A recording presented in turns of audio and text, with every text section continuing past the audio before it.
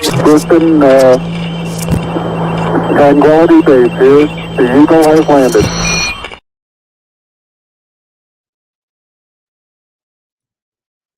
I think the show started. Yes. Good evening, folks. Welcome to Alien Addict. How are we all diddling on this fine luxurious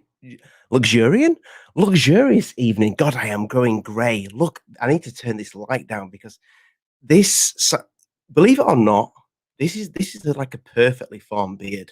You know, there is hair here. Sorry, here. This is hair. This is hair here. You know, you said there is hair there.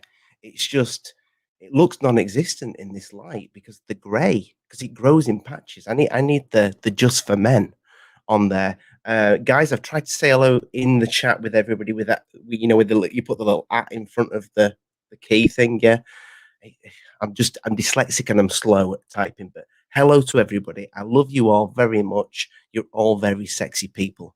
Speaking of sexy people, unfortunately, GUFON Radio, Rich can't be here, but his brother, Mitch, has agreed to come on because Rich has had to nip out and do some errands. Either that or I think he might be getting sick of coming on, but it's time to give Mitch a chance to, you know, run the show because I've seen him. He's been on Alien Addict in the background, but I've never actually had him on. I've met the guy. He's a very handsome man. And without further ado, Mitch, welcome to the show, my friend. Hey, how you guys doing? Yep.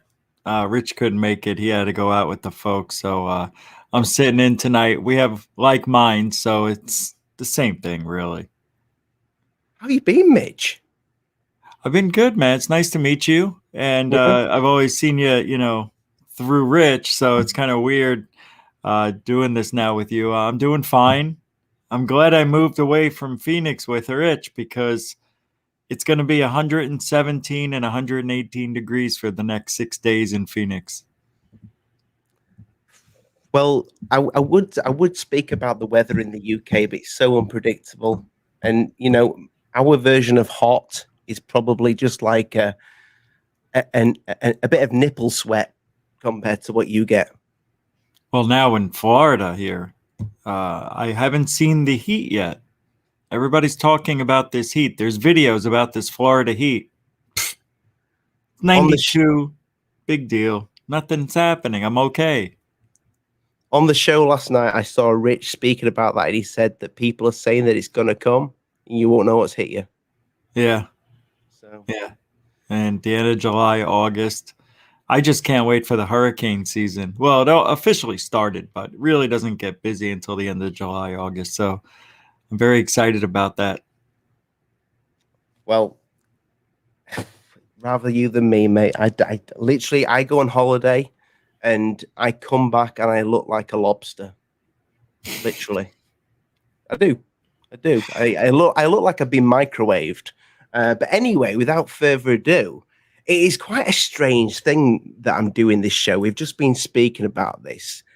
So the kind of like what I wanted to speak about with this show is the whole alien demon thing that people talk about. And even Lou has mentioned the demons. But you did the show last night and you were kind of speaking about what if, well, I say you, Rich, did a show, but what if, or was it you? I can't, you look like it's hard.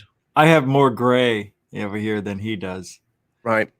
Yeah, I was doing the show last night and yeah, it was weird telling those stories and reliving those accounts of what I considered a near-death experience, but in a dream state because I was into death for so long. Like even now, I still fascinate. What is it like in the afterlife? You know, is it because I posed the question?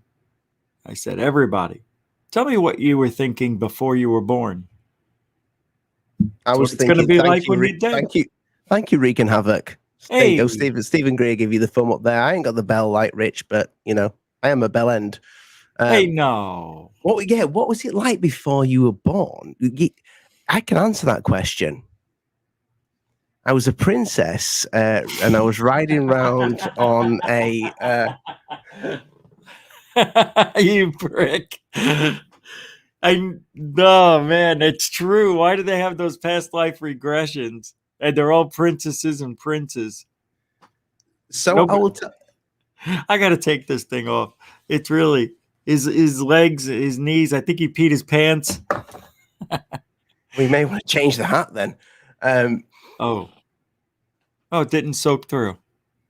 No, I have a nice diaper under there. and she's quite comfortable. She loves hanging around my ears. It's fine. She's a doll. Yeah, she is. It's funny you should mention that. As soon as you spoke about, you know, do you remember what you were before? What were you thinking before you were born? Yeah. Yeah. My dad says he can remember being born. What? I know some people are like that, dude. He said this all since I can remember.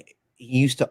My dad repeats himself a lot. You know, we used to go on walks with the dog all the time. He told me about the UFO out at sea. He told me about that umpteen times over and over again.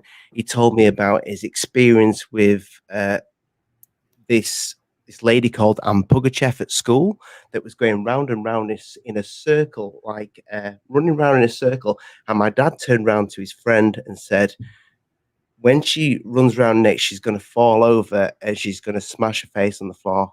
And or I can't remember, something, she's going to hit her face and bleed. Something funny. And she did.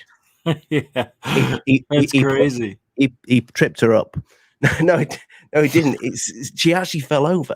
And he calls it the Anne Pugachev theory. Like we're reliving everything over and over again.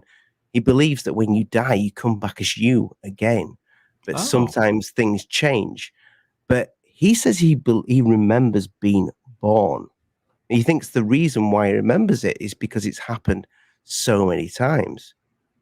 So I mean, that must be a horrific memory, being born. You know, remembering that image. You know? I don't how does he explain it? Does he go into detail? It looks like I'm coming through a forest. Next thing I know, a bright light. He did. Well, my grandma's passed away now, but you know, he didn't explain the exact feeling or anything like that. He just said he remembered being born. Hey, man, what else would it be? Shit.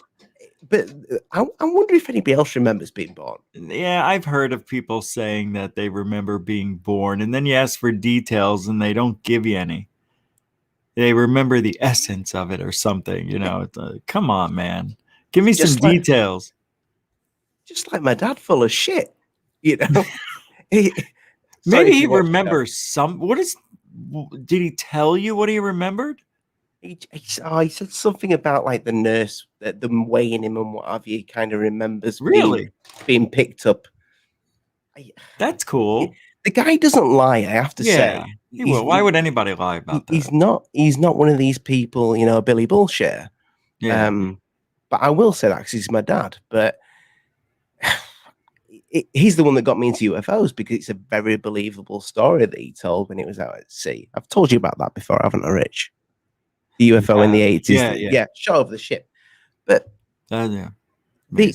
onto the subject matter, which it kind of follows on from what you was talking about last night, because you were saying on your show that maybe we're the aliens.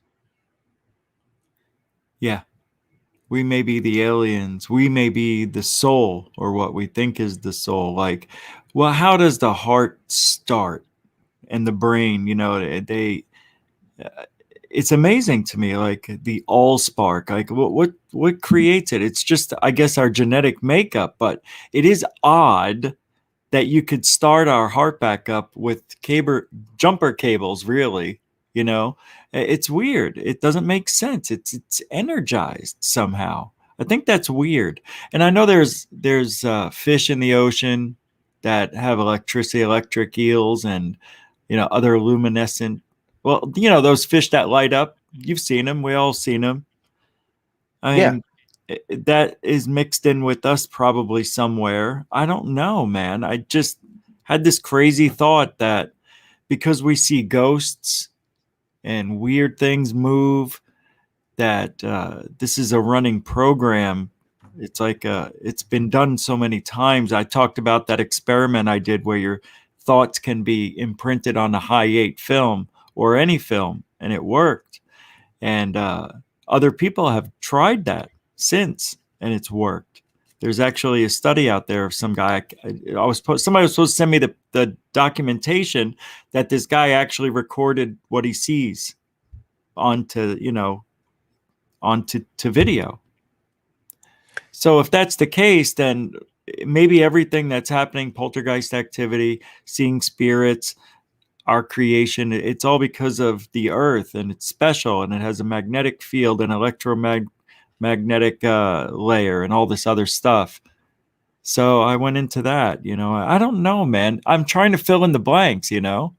It's funny you should mention the ghosts, because did I ever tell you about the story about my ex-girlfriend's mother? I don't think so. Well, I slept with her. Your ex-girlfriend's mother? No, I'm joking. So my ex-girlfriend's mother, I got along with really well. Yeah.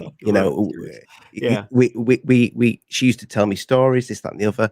Sure. And she told me this story about she woke up one night in bed, and there was a young girl in the bedroom, and she was staring at the alarm clock, but she was wearing what she described as old looking clothing, and she was literally just staring at the digital alarm clock. There it is.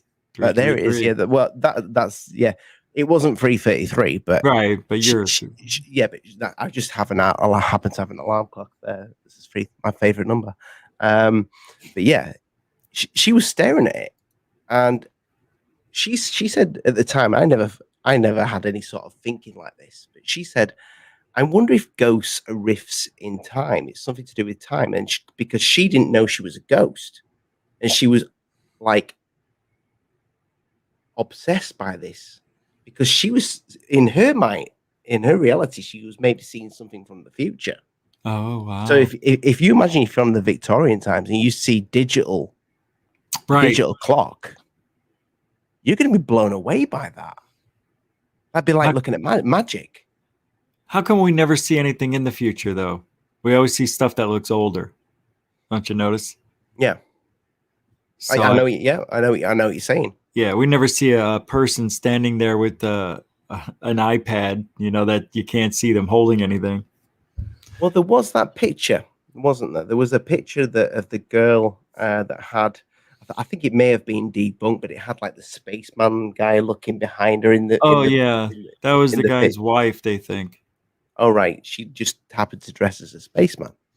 No. If you ever seen the real debunking on it, it's actually her hair, and it's the outfit of that time that she was wearing was a very common gown, and it just looked like a spaceman. You can explain anything these days, which, as you were going through your emails, in that Mick West email you back? No. Oh, was it? I thought it was. It wasn't. Oh, dear. It was an email about Mick West. Right. Yeah. So I thought it was him, but it wasn't. Do you ever think, when they're speaking about these things being demons, do you ever think, what if they're right? Yeah, of course, man. But the evidence is very weak, or is it? I mean, they're abducting people. If you take the millions of people who get abducted, and you can't just discount their stories, that could be demonesque. But I think what they mean when they're saying demons is that they know something about these things that we don't know. And I think it goes into Christianity with our government anyway. People are really into Christianity so much that I think they, have like meetings and stuff. And well, what is that one place with the owl they go to? Satan. I know where you mean. Bilderberg or something, or is that what it is? Somebody in the chat will know. Yeah. So, well, I forgot what I was gonna say. You were saying about Christianity and Oh, right. And their belief is so, entrenched in Christianity that when these aliens can do things that are unexplainable, like hover, maybe disappear, they take that as like witchcraft or demonesque type of shit. It's not really a demon, but maybe they kind of look weird and evil like that. And maybe that's why we don't see them, or they won't show them, or we won't be able to handle it. And we've heard that before, right? In a lot of movies, you wouldn't be able to handle it if you knew what they were. How? I gotta know now. Why'd you say that? I want to know more. Yeah, well, we were talking about, and it was a few shows ago when we had Leon. We were talking about Aleister Crowley, Right. and the alien grey, and he was massively into the dare I say it, but it was a bit satanic, satanist. The occult, is it? Yeah, the occult. This guy was mental. Was he? But or maybe, well, I don't know. But some people say that he was a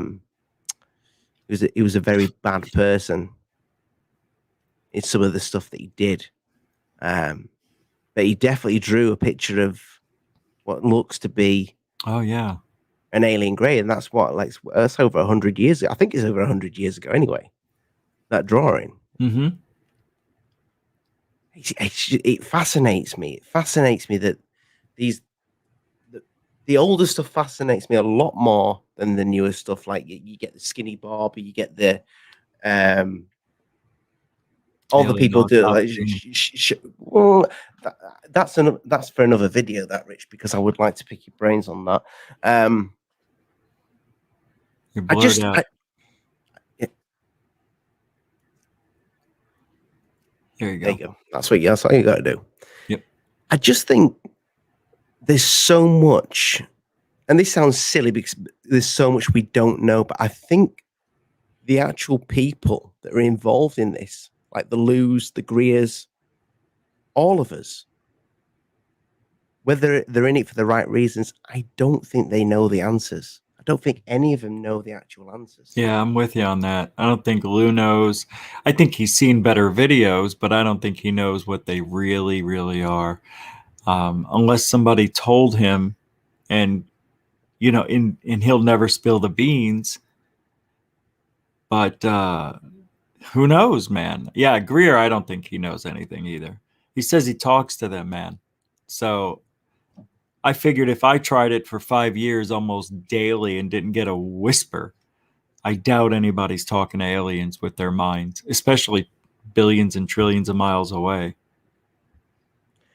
Do you think that it is possible? I know you've got a bit of a problem with it, but do you think that it, and you did the meow, meow, meow, that, I don't know what that guy's called. I would love to get that guy on. Daniel Scranton. Yeah. Do you think that it is possible for people to contact, like, because Greer claims he can do it? Yeah, he can't do it. No way. But you also say that Greer's in it. You think Greer's in it for the right reasons right now. I do. I always think he's in it for the right reasons. And even though he says he can make contact with aliens, it's not hurting anybody really, unless they're supporting him financially, which is one thing that bothers me. But he does have a lot of positiveness with the message. And I don't think there's anything wrong with that, because in this world, if you're an adult, it's buyer beware. And you should know what you're getting into before you get into it. And if you feel like donating to Stephen Greer and his cause because you feel it's something that you believe in, nothing wrong with that. I used to hate it, like beyond hate. I'm like, he shouldn't be allowed to do that. But, he's not hurting anybody. It's not like he's ripping anybody off. So, hey, and you never know. There may be that one person who can make contact someday. It's just not happening, though. Mr. DB Cooper, my friend, he's going to be joining us tonight. But he is? Yes, if you wouldn't mind emailing me, and I'll send you the link there. It's just so I may do an open forum at some point where you get quite a lot of people in, but I find sometimes when there's so many people in on the actual screen, Yeah. it's hard. But Mr. DB Cooper, I'm going to send the email now. Send me your email, and I will send you the link. Sorry, Rich. What were you? Where were we? Where was we? It doesn't really matter. No, I'm just kidding. We were talking about what Greer knows. Does he really talk to aliens? That kind of stuff. And then we kind of stopped it there. Yeah, I the reason I find it difficult is because I can't do it. And then I'm going to contradict it by saying, however, there were a couple of times where I had those lucid dreams, and they were so real. It's like I know they were real. It's like I have dreams that are I dream, I think, lucidly all the time because they're so incredibly dynamic in every way reality is. But these dreams stick out, and not because they were aliens, because I thought they were real. I was awake. I mean, I don't think I was sleeping, and I don't have dreams where I wake up and then wake up again, like in those movies. But yeah, I'm up and I don't go back to sleep. And yeah, so I don't know what happened. Maybe I did. You mentioned when you did that you were looking down and you felt like zero. Well, you didn't say zero love, but you said I did. Nothing. I said it when I was halfway up in my arms were through the ceiling, and I was like this close to the ceiling. My arms were through. I turned around as I was on my way up, and I said, "Why don't I love them anymore? I feel nothing for them, and I should love them, but I don't care." And I actually said, "I don't care. Why don't I care?" Then I had this rush of love come through my arms into my body, and I started bawling, and then I started going back down.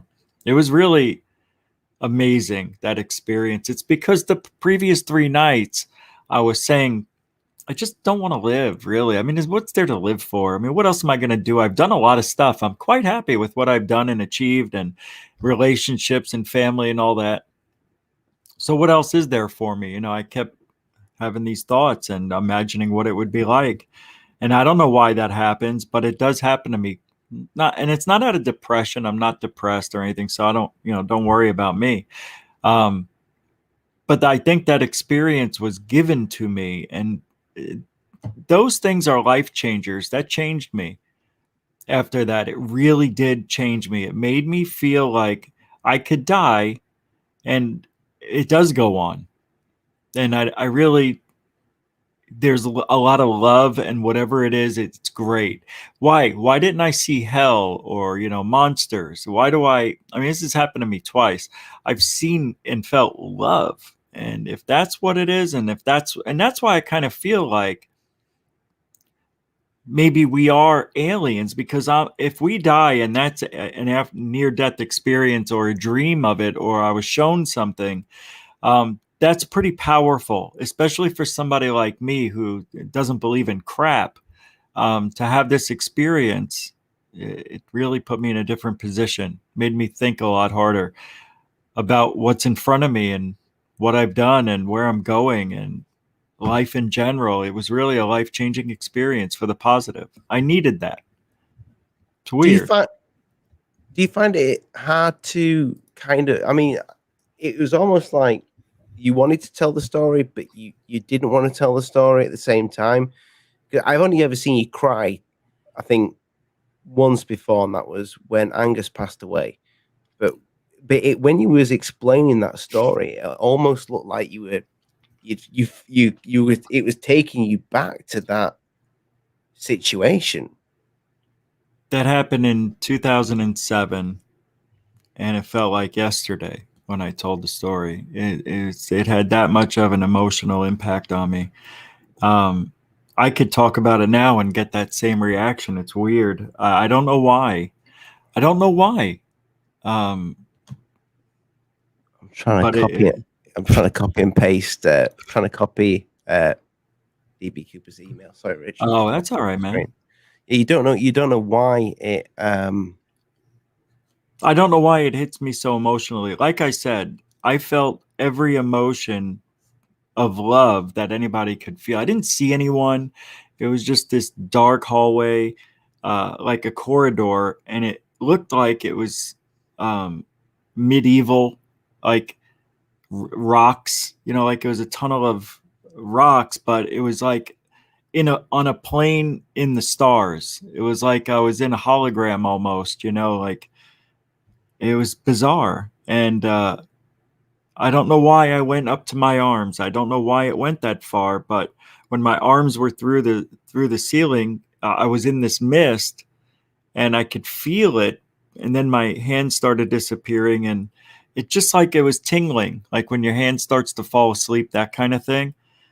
Yeah. And it just went throughout my whole body. I can't explain it. It's just something. It was a dream. That's all, and it seemed real, and and man, I don't know. I mean, it's just freaking weird. I mean, why did I have that? Do you ever have any dreams like that?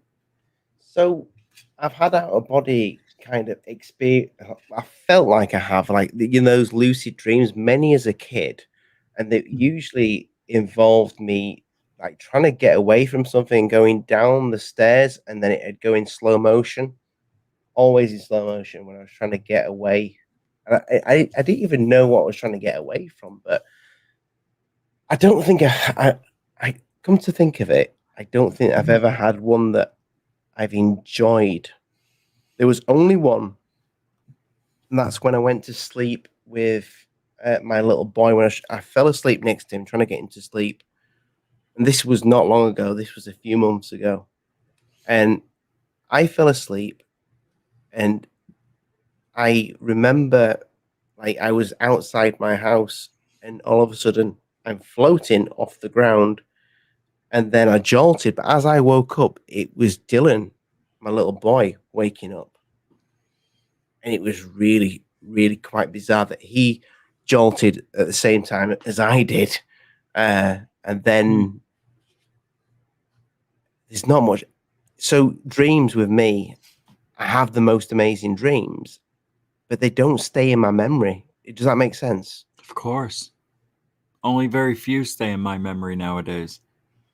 I remember them in the morning, but then, do you know what I mean? When Of course. apart from that one, which was recent, there was loads of stuff that happened when I was a kid.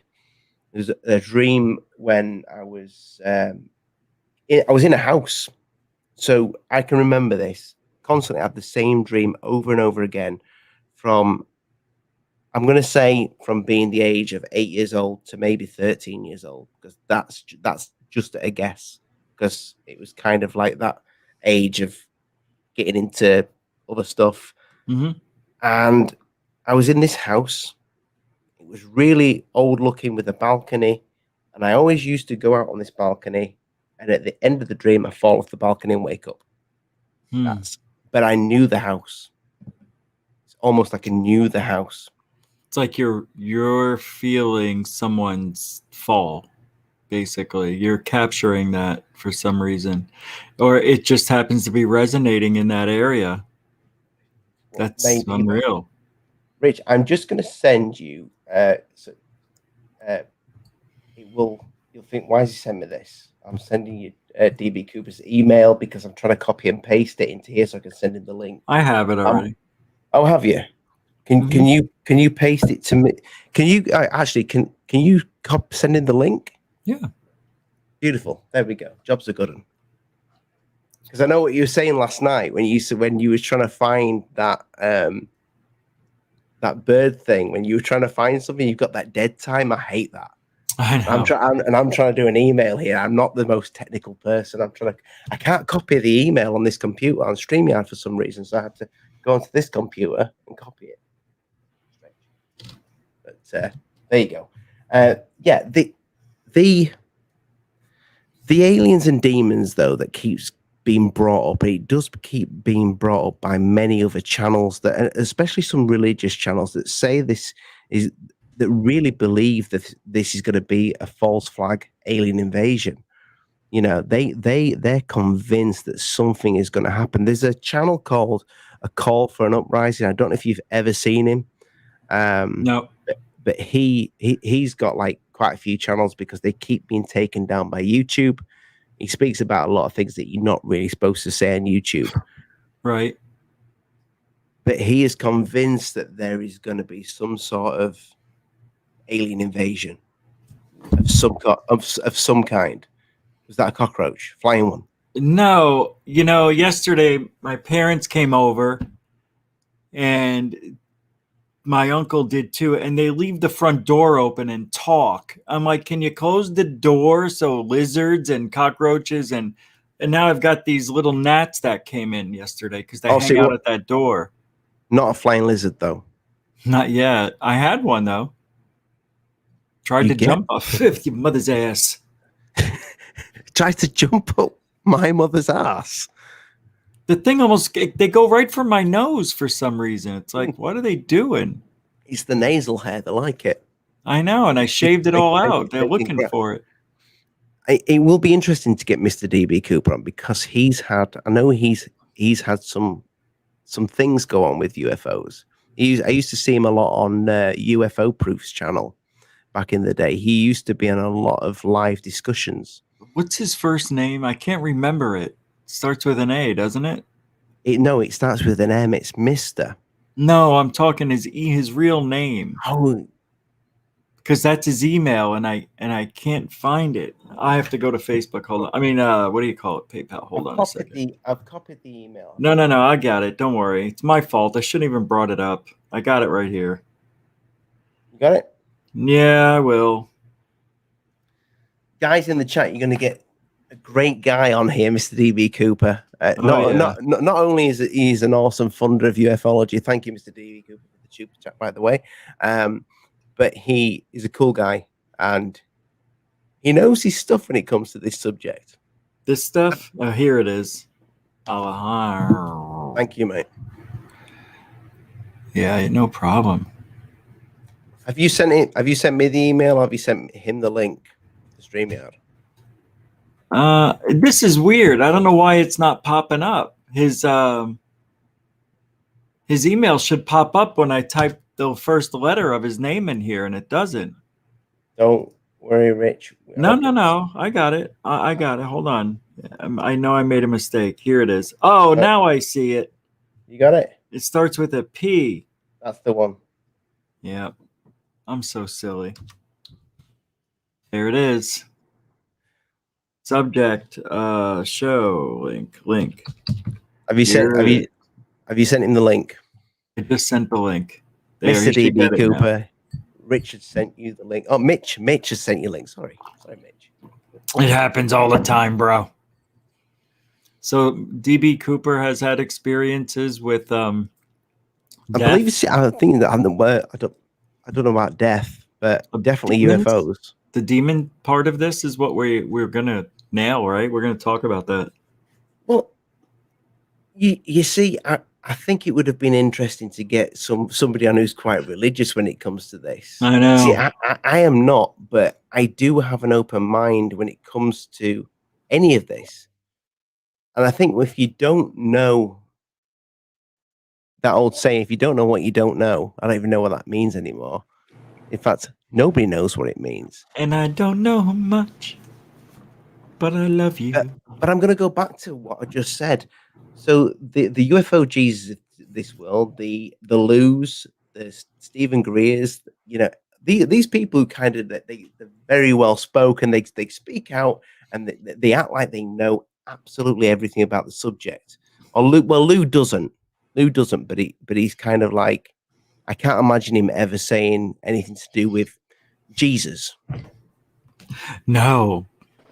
He has said paradigm, though. Now then, Mr. DB Cooper, how you doing, mate? Look at that good-looking guy. What's up, man? Nice hair, Finally, dude. Hey, look at that. Nice hair. Oh, thank you so much. I did it especially for you. I know. Oh. I can tell that's a GUFON shine right there, man. I'm envious of that.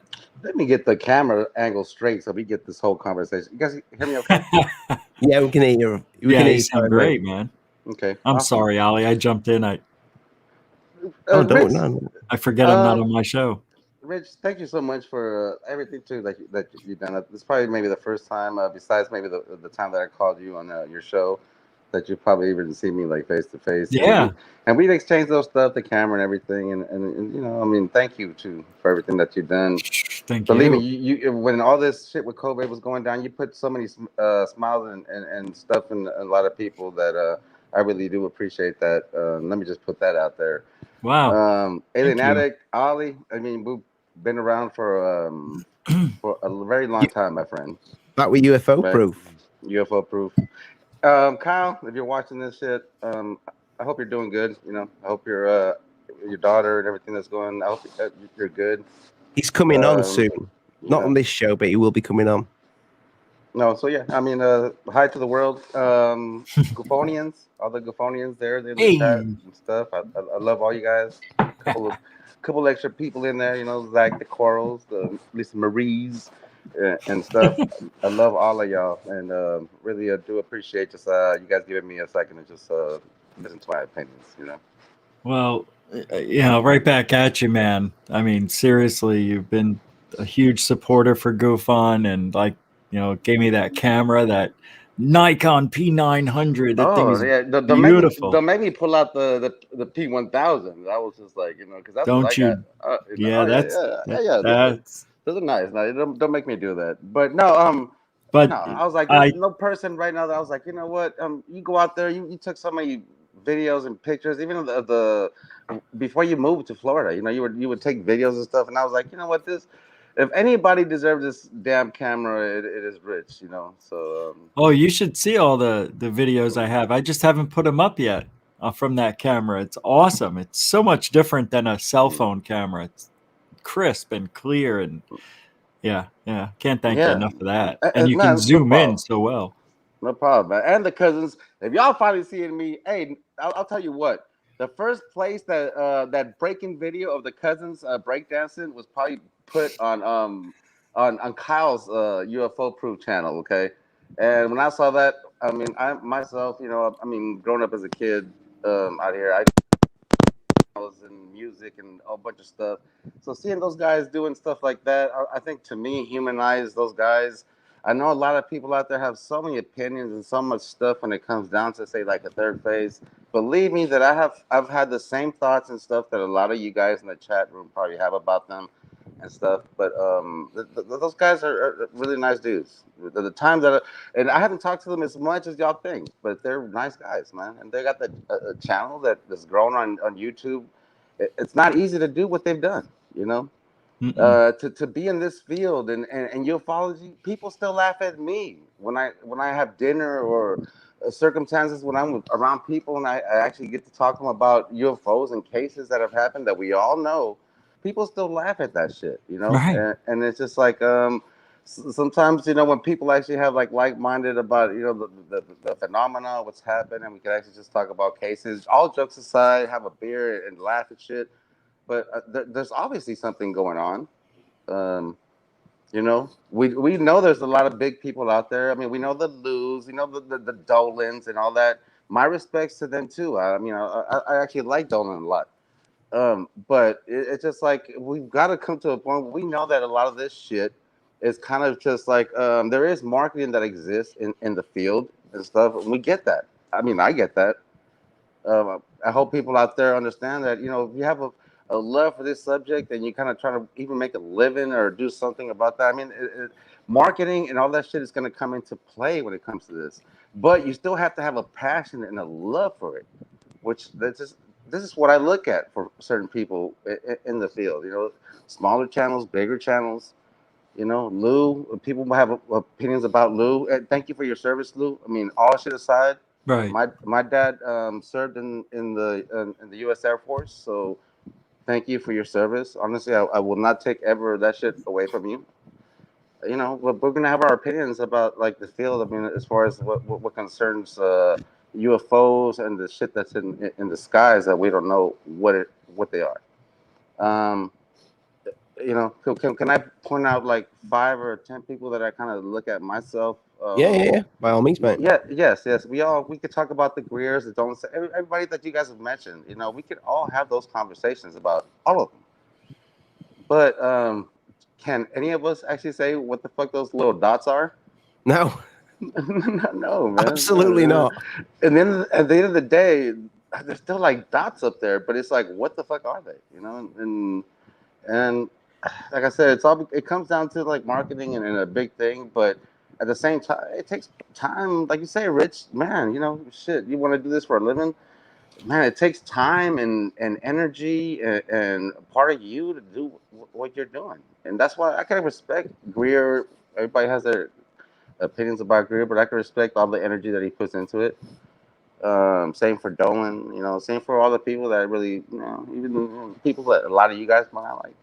DB, what got you into the subject in the first place? How long have you actually been into it? Because I know when I look first, young, right? Well how old do you think I am? I don't know, about 28. Fuck no. I'm older. I'm probably older than Rich. No, You don't think so? I think I know you're close because of conversations, but I would say you're 53. Nah, I'm not 50, Rich. Well, when you said you're older than me, No. I'm Okay. 53, so I didn't think you were older. Well, no, I'll tell you my age. I mean, I don't give a fuck. No, I'm 43. I'm 43. Yeah.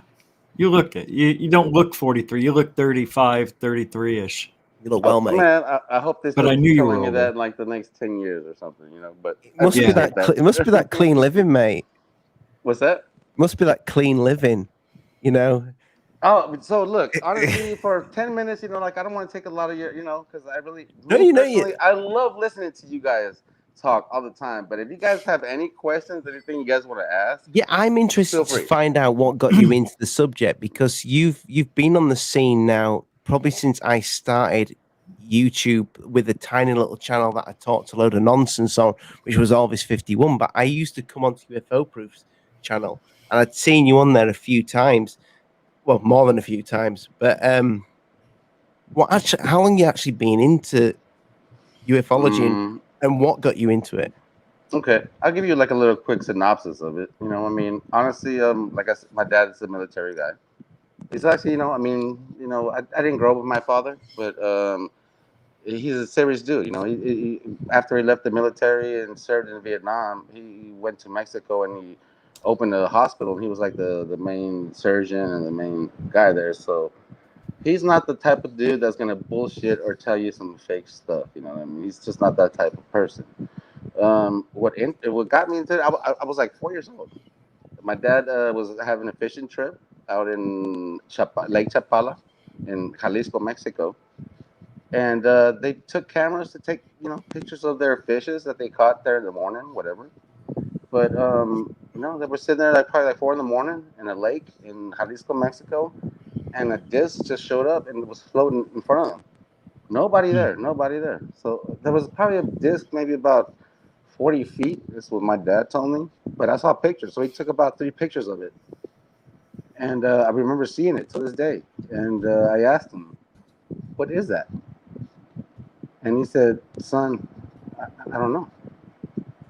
And it just like, you know, like blew my mind. I was like, what do you mean you don't know what that is? And what do you mean it's from another planet, maybe? And from then it just kind of intrigued my mind. And from that was probably like in 1984. So imagine that. So since then, I've still been looking for the answers. Haven't found them yet. Do you still have any of these pictures? No. Oh man. No. Let me tell you a little stupid little thing about those, and which will become so like cliche with a lot of stories and shit. You know. No. Yeah. So we had military friends that when he showed them and said, "Look, I went on a fishing trip," and he showed them after I saw them as a kid. No, he lent them out to a couple military buddies. I actually got in contact with him. I was like, "Do you have those pictures? Can I have them?" And he was like, "Dude, you know, I never got them back." So I was like, "Cliche story, right?" But it's understandable though. You know, if it sound. Can you remember what you saw? What the picture looked like? Was it blurred or was it? It looked like a silver metallic disc, literally just sitting over the water. So like you say maybe like not exactly like Billy Myers, you know, like the famous like I guess sports model that's become so famous now. I would like say like Lazar, Of course, but yes. like your classic UFO, like a silver disc, shiny, and it was just sitting above the water. Yeah, it was just like sitting there. Yeah, it was almost beautiful. You know, it was like what is it? You know, so Have you seen them yourself? Have you seen anything in the sky? I mean, I know we probably most people well, have let's seen get something. yeah, let's get to that. Okay, boots in the field. Boots in the field. Let's talk about that. Boots in the field. Harbingers. Yes, sir. Hey, Rich, that's gonna be my wedding song. I'm telling you. Oh no. Because of you, I swear. Secrets in the Field crop circle song. Yes, yes, yes. That might be my wedding song. Just That'd be great. Is he still alive? The guy that sings. Yeah, he was on my show. yeah, yeah. He was Was he? actually on Rich's Yeah, show. and he played a couple new songs and everything. He was actually juiced. Yeah, he was Yeah. actually happy about it. He I was like, awesome. oh man, he's a cool guy. Yeah, exactly. I need to see that. Oh, it was I've missed fun. that one. Yeah. Yeah, if he's watching this, awesome guy, man. Hey, and believe me that I played that song for so many people they have no idea. Have you really? Yeah. It's a classic, man. It's gotten a lot of views since I've been using that thing, like 10,000. I can imagine. Like I thought, I was like, you know what? Maybe he must have seen a little uprising in the views course. after we started like play. Oh, you started playing it, you know, on your show. Remember what he said? I couldn't believe that people were telling me you were playing this song, and Yeah, And no, now we're it's actually great. enjoying it. No, I'm telling you, I've actually played it for people and stuff. I was That's like, listen, funny. I know you guys are gonna trip off this, but listen to this guy. What are they? You know, oh man, I get into it now. So you've they? seen stuff yourself, then, DB? Okay, so let's get to that. I guess a lot of people might make up some shit and say, "Oh, what have I seen?" Yes, I take cameras out. You know, I go out. I love to sky watch. You know, I love to go have me a nice, you know, drink and a cigarette at night and just watch the sky. You know, I do that a lot. Um, have I seen some crazy shit? I've seen stuff that I think, well, what? Yes. Have I seen some crazy stuff? Yes. The only thing, which is my sighting, it's a huge triangle that I saw in 1998. I was about to be 21. I was going to be 21 years old. I just got off of work. We went to a little a place, a little you know, like a little, you know, shop, you know, fucking liquor store. It was probably here in the West Coast. It was probably like 7 in the afternoon, so there was still light out here. You can see it. You can probably Google it. If everybody wants to see where Contra Costa College is, just Google Contra Costa College, California, and I'm sure it will pop up. But that's where I was at. And I was just sitting out there, you know. Came out of the liquor store. I was the first person. 3 of us went. 2 of my friends were still in the store. I came out of the car. I mean, out of the store, and I leaned up against the car, and I was just waiting for my friends. I didn't even. There was no reason for me to look up. It was just a nice day, and I happened to lean up against the car, and I just looked up. So this was daytime. It was yeah. So it was like evening. So it wasn't necessarily like dark. It was like 6 o'clock in the afternoon when it's kind of getting between dark and night. So it was still, Yeah. you can still see. You know. So when I leaned up against the car and I happened to just kind of just look up. I happened to just look up by chance, and I saw something that started like blocking the stars. That's what caught my attention. And then I couldn't stop looking at it. And this is 98, so I had a cell phone on me, but I didn't, you know, it's not like nothing like today. You're not going to have like the best fucking shit, you know, it's not a fucking S20 or the newest iPhone. So I had what was probably the newest thing in 98, but I never even thought about pulling my phone out. I was just looking at it. And I was like, what the fuck is that? And then I saw it start blocking out stars, and then I saw what appeared to be like the shape of a triangle, and it was huge. I tell people the size that it was in the sky, that I think that maybe planes could have landed on it. That's how big it was. And if you pull up Contra Costa College, I'm telling you, there's a McDonald's across the street. They were practicing football. I literally almost like when I saw that for a second, I was kind of just entrapped by it. So I was just like, what the hell is that? And I was just looking at it, and I saw it was a triangle, and then I was going over my head, so I see it directly over my head, and it's huge. And I'm like, what the fuck is that? No sound, no lights on it. So I know some people report like lights on triangles and shit. There was no lights on it. It wasn't a pointy triangle. It was kind of like a circle, like a rounded triangle.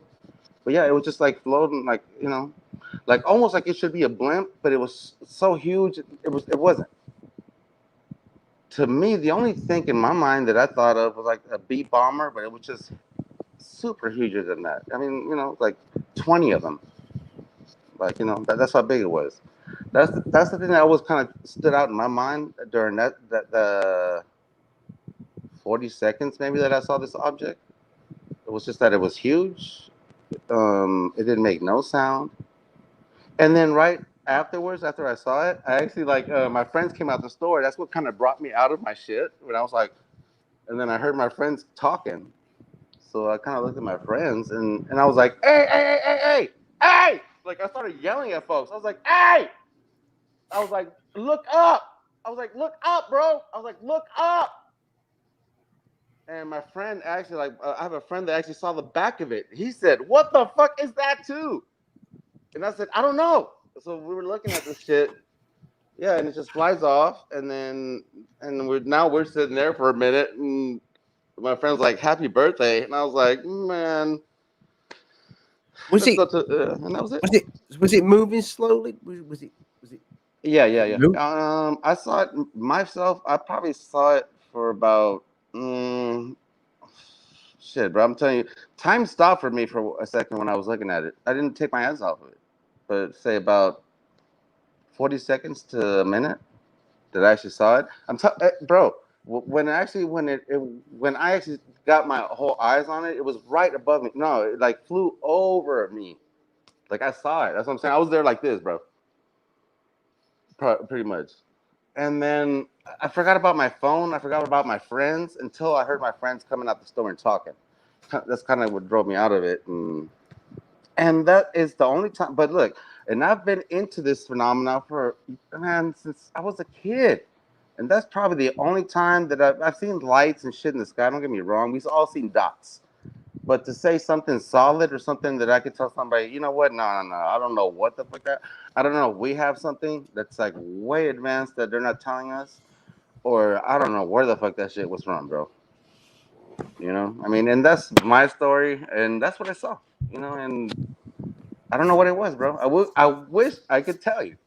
I wish I could tell you.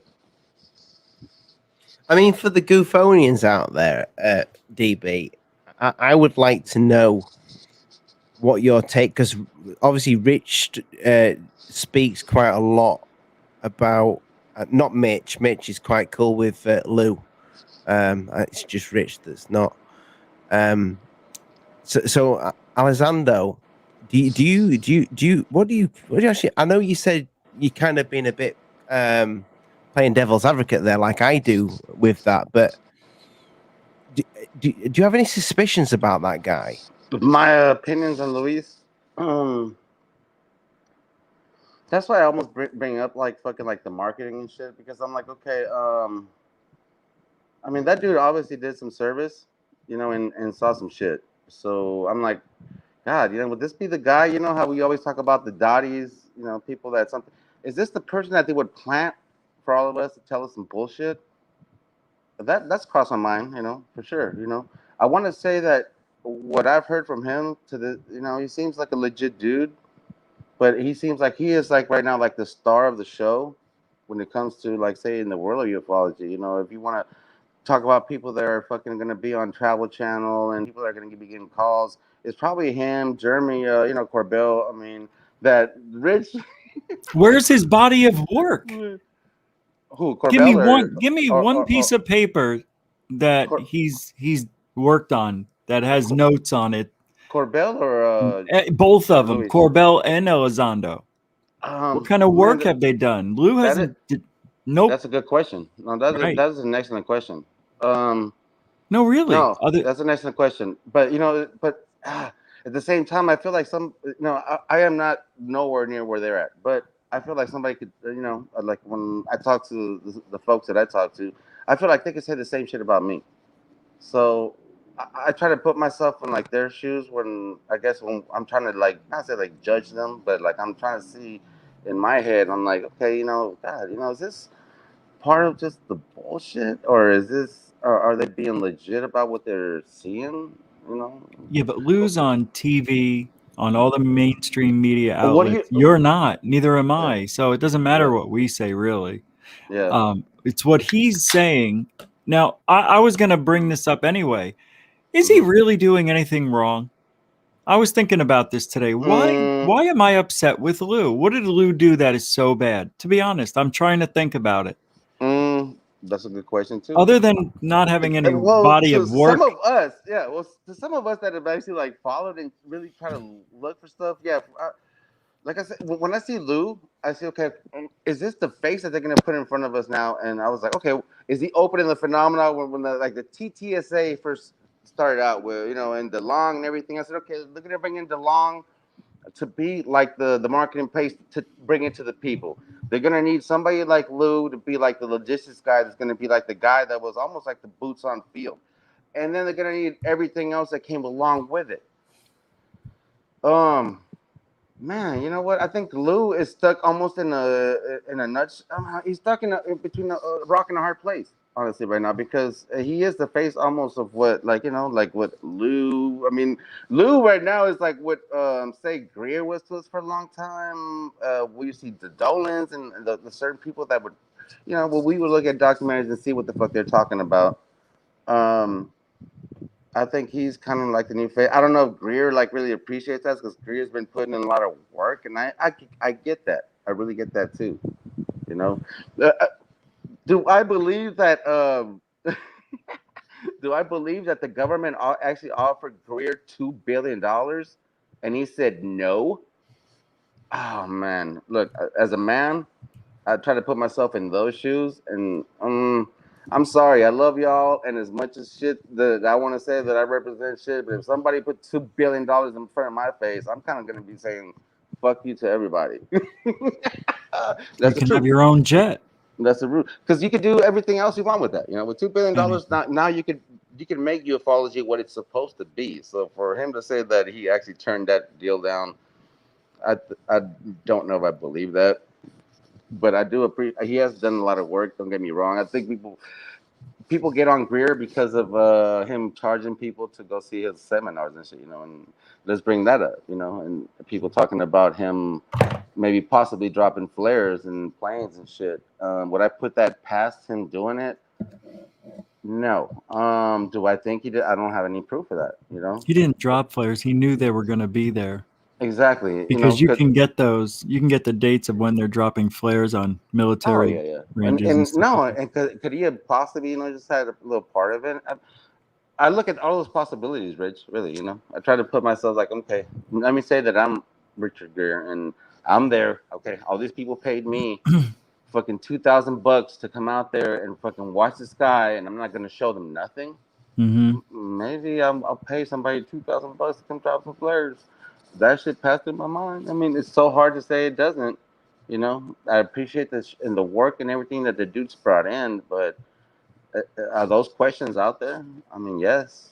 Well, maybe the flares were a backup. Listen, guys, if the aliens don't turn up, I don't know if they're busy. They could be busy. They could be on Mars. Let's just send some flares up because these people need a show. They've paid for a show. Yeah, definitely. That's what I'm saying. The ones I feel bad, I'm like, okay, say those people actually did pay that shit and they actually did go out there, and then next thing you know, he's showing them flares. Like later on, if I saw some shit and it was like life changing to me, and then later on I found out he showed me flares, I'd be pissed. Can you imagine if the next time Stephen Greer does like one of these things, Mick West is out at sea on a yacht,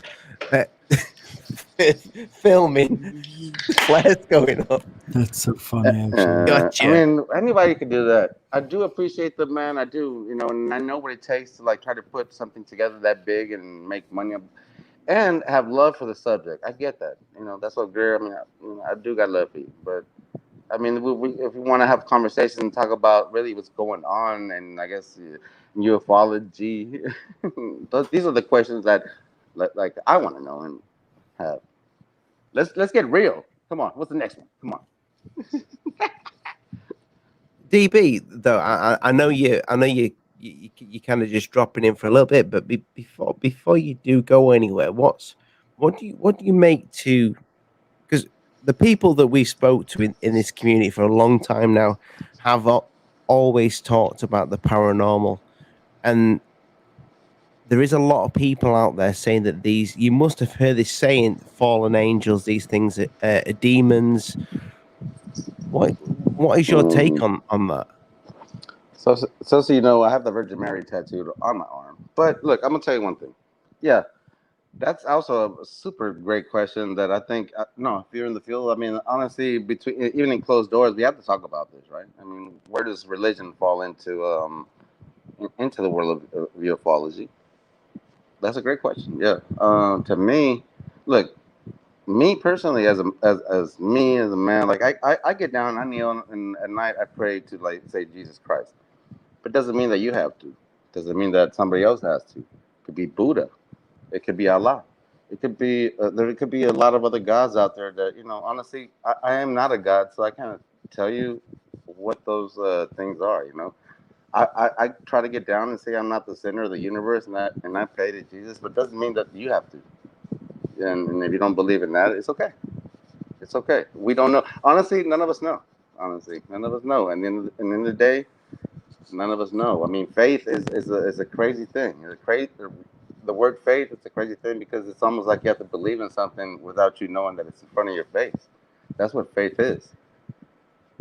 Do you think if anything does come out with this this after the 25th, and say for example they do release a full disclosure? Oh yeah. I don't think they are, man. Do you think I think they're gonna keep pulling say our they chain do? the way Let's just say they do. Let's just hypothetically. like they told us that aliens. Okay, hey, let me tell you guys, aliens are here. Like that. Let's just say that there is a smoke. More than what we believe is going to be actually gets released, and it's world news. It's big, the biggest thing ever. Do you think it will affect religion? You know what? Oh God, you guys got some good ones. I think it could for certain people. Really, like if your heart's kind of dedicated to that. What's crazy is like a lot. Well, I'm saying me that I'm into like I study UFOs, paranormal, all kinds of stuff. I've probably been and investigated a lot of like. Shout out to DHP if you're out there, but I've investigated a lot of like places that probably been on like Ghost Hunters and all the biggest shows that you've probably seen on TV. I've probably went and investigated those places with friends and people that I know just on my own. Me too. I mean, I think those things are some of the most important questions that should exist in humanity. Honestly, don't get me wrong. I've always been a sports guy. I love baseball since I was a kid and everything. But those things to me, at the end of the day, don't mean nothing. And I'm like, what's more important, if somebody hits a million home runs or if there's something else out there besides us? I mean, a lot of people probably don't think like that. Is it a playoff game? If it's a playoff game, definitely no aliens. Home runs matter. They do, man. No, it's true. It's a very big thing we're trying to solve here. It's the second biggest question we need answered. What's the first one to you? What happens after we die? Yeah. Okay. Yeah, for sure. Then it's aliens, and then my new question is, what happened before you were born? Oh. Ooh. Oh, you're trying to blow minds here, huh? Well, can you remember anything that happened before you were born?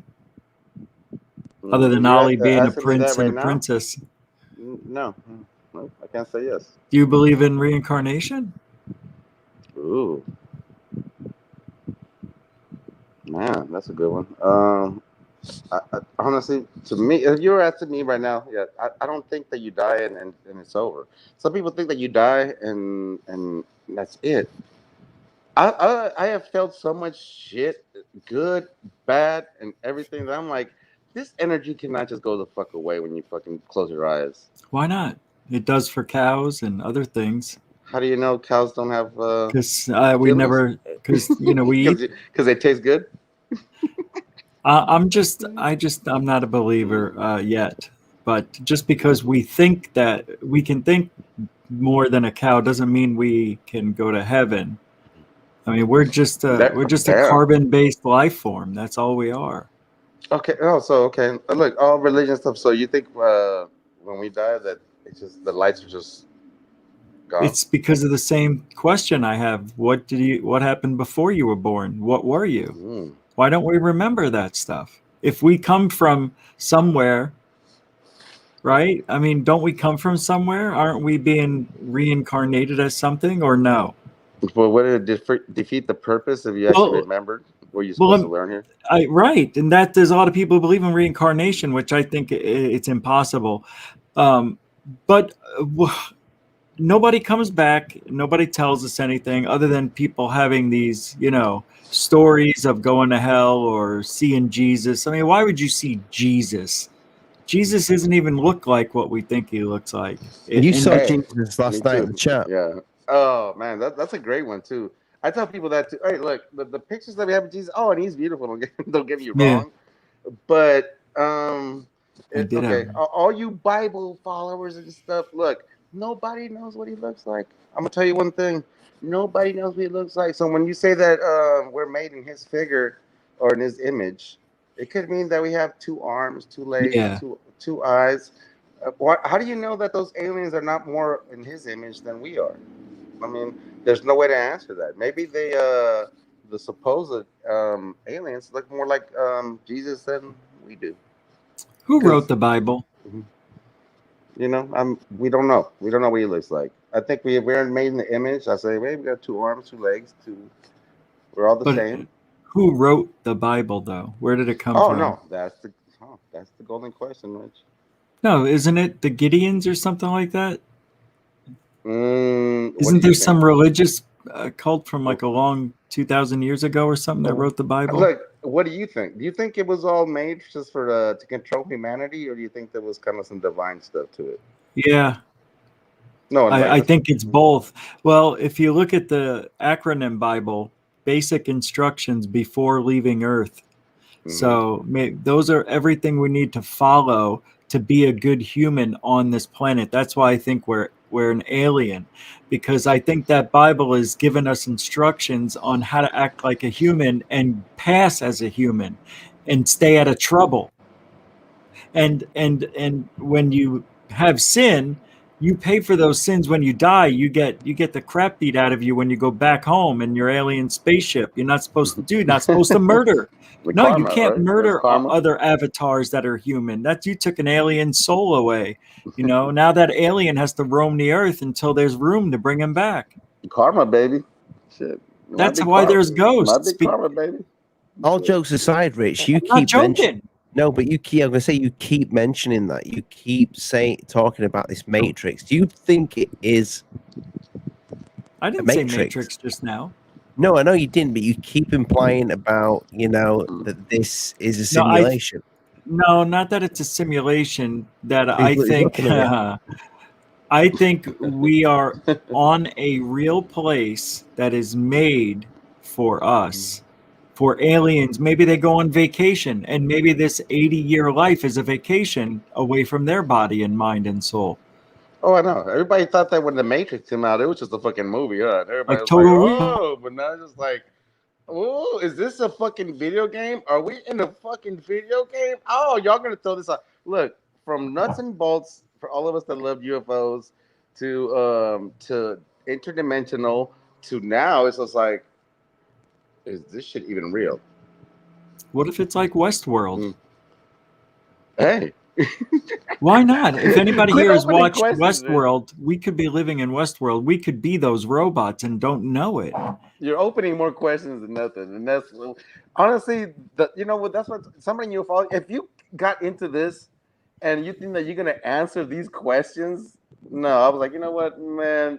The farther you delve into this in the field, and if you really, man, does some stuff, or you honestly was like, you don't care what nobody thinks. I'm gonna go investigate. I'm gonna go interview people. Man, what did you see?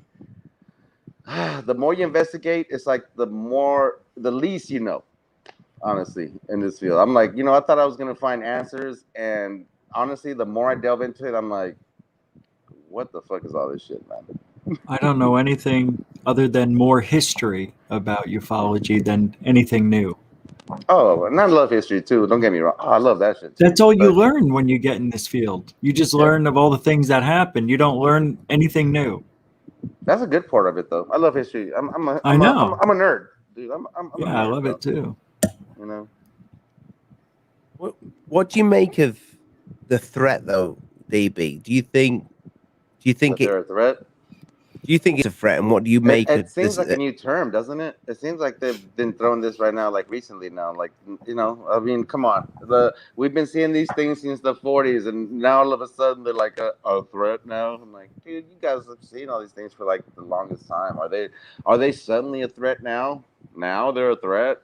I'm like, no. I mean, if they were a threat, I think they would have considered them a threat maybe back then or something. So for them to put this new label on, that's what makes me question, like, excuse me, all the things with like say Lou and the things that are coming up with TTSA.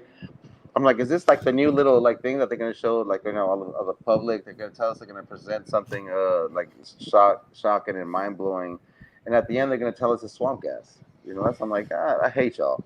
Sometimes me personally, I'm like, God, I hate y'all. Quit This teasing the might sound a people. bit of a weird Stop teasing question, the people. but did you support TTSA? Did you invest? What's that? Oh, me? Hey, I'm not gonna lie to you. I thought about it. I was really close to maybe putting, like no, and I don't know them and they don't know me. But was I close to maybe throwing some money in that? I was. Did I? No. Oh, and for everybody, look, DB Cooper. When I came on YouTube, the first thing I studied and the first thing I ever researched on YouTube, when actually YouTube fucking turned on, was UFOs. Me too. That's the first thing when I was like, "What is this? Oh, we can play videos? Holy shit!" The first, because I didn't have to go to the library anymore. Before that, I was fucking going to the library and getting books and having to go fucking try to get touch with people and be like, "Hey man, are you guys from this place? Did you guys really see some shit in the sky?" No, it went from that to me just being able to watch videos on YouTube, and I was like, "This is the best thing fucking ever." And now there's just so much shit where kids can put shit on YouTube. They're like 10 years old and they're so super talented. To now I'm like, oh, this is a double-edged sword now. What I thought was going to be the best thing in ufology, now we're going to get to see all the videos, all the cases that we were always interested in. Yes! And now we fucking start seeing all this shit where we can't even distinguish what's real and what's fake. It's like, good God. I thought I was going to love this, and it's become much more of a task. It really has, even to me and myself. I mean, Maybe there'll be a new platform at some point.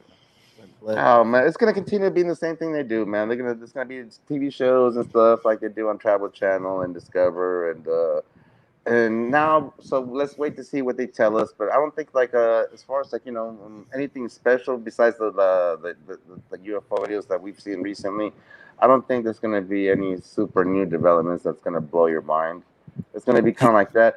To me, the thing I was afraid, I was like, you know what they're gonna show us? I was like, they're gonna show us fucking the radar videos. I was like, okay, they showed us the fucking Tic Tac, which god, I was like, how many more times can you say Tic Tac, Tic Tac? But I was like, they're gonna show us this Tic Tac, and now you know what they're gonna show us? I was like, they're gonna fucking show us the radar videos.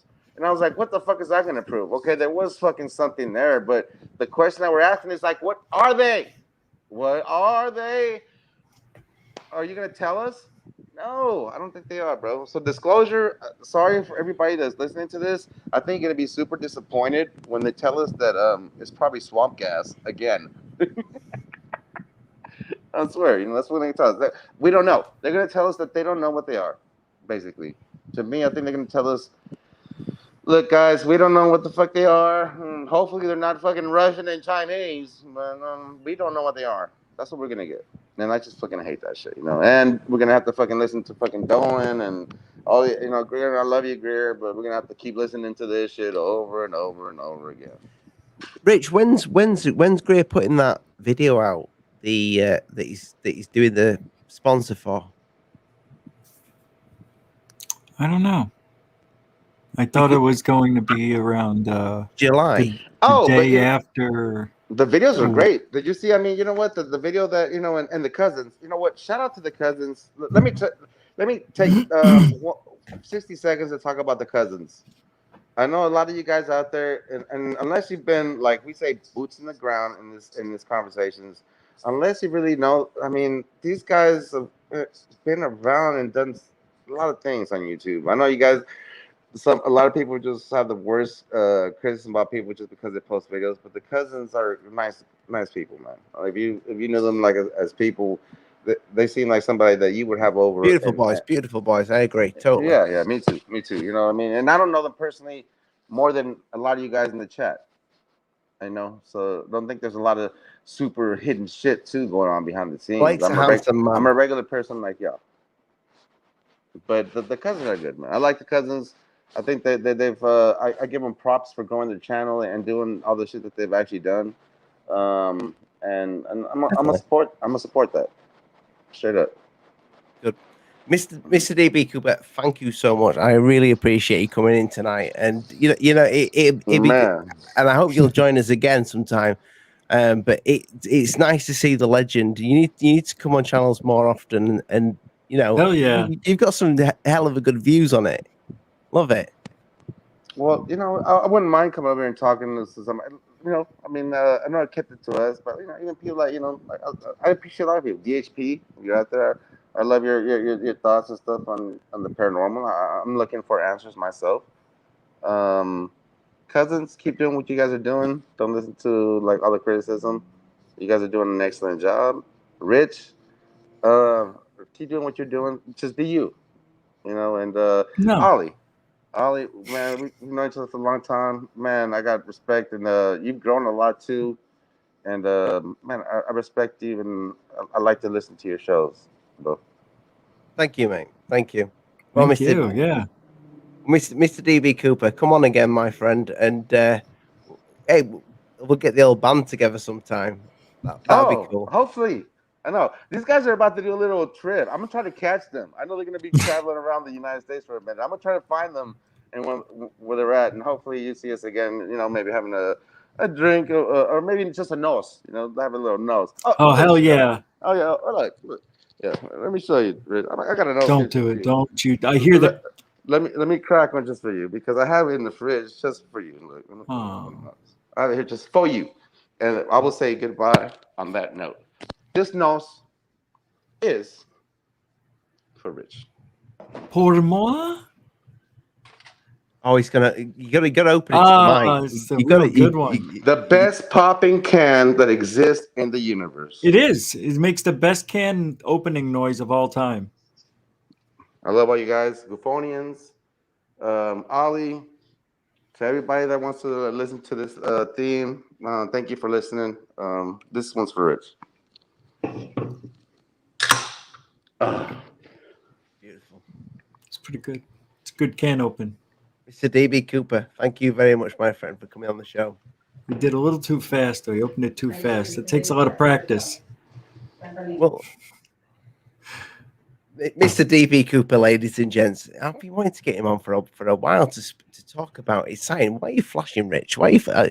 You know, I always want you to flash me, but you didn't need to flash me like that. I was just excited. That's how I was turning the lights on and off for DB Cooper.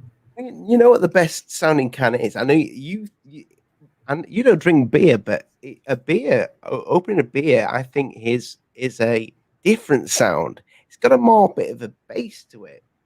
I mean, tell me what you think. No, it was all right. It's got like a little bit of a pump first, you know, like a. Yeah, it wasn't bad actually. It was different. I like it, but it's a different sound. It's a bit more. It's not a. Ego, Gigi, It's not. boo boo. It's not as aggressive. It was good though. It had a nice pop to it, and that's what matters most. I think from speaking to somebody like DB there, though, Mm-hmm. it's plain to see that like the general public, the people, the guys that watch the videos, the guys that are in the community that have got the head screwed on, you know, that have been looking at this for a while, like he just said then, you go back to square one. You know, you'll think you're doing a lot of research on that, and then you'll just get so frustrated because you're like, I know nothing. Mm. This happens with me all the time with this subject when I look at it, and this is why I'm delving recently into the paranormal aspect of it. But the more and more I hear this demon thing, the more and more I kind of I'm wondering if there is more to this than meets the eye. What are you thinking? Like when you think of the demon alien, what are you envisioning? Well, when I put this thumbnail up, so that if you look at a grey alien, I mean, I have Right. no idea what an alien looks like, you know, other than what they depict an alien for us. But going back to this guy, this guy was like, these were like dimensional beings that he was seeing. That people are calling that he was seeing demons, that he was painting demons. But he was seeing them, right? Yes. Yes. I thought he was just playing that he was seeing it. Like Was he playing? Was he playing? That's what I thought. It's I don't know much about Aleister Crowley. I no, I don't. And I think I need to do a bit of research on him and maybe get somebody on who knows a hell of a lot about this guy. I know he wasn't a nice man, and he did some terrible. I've heard as the rumors go, he did some horrible things. But it's the painting that intrigues me.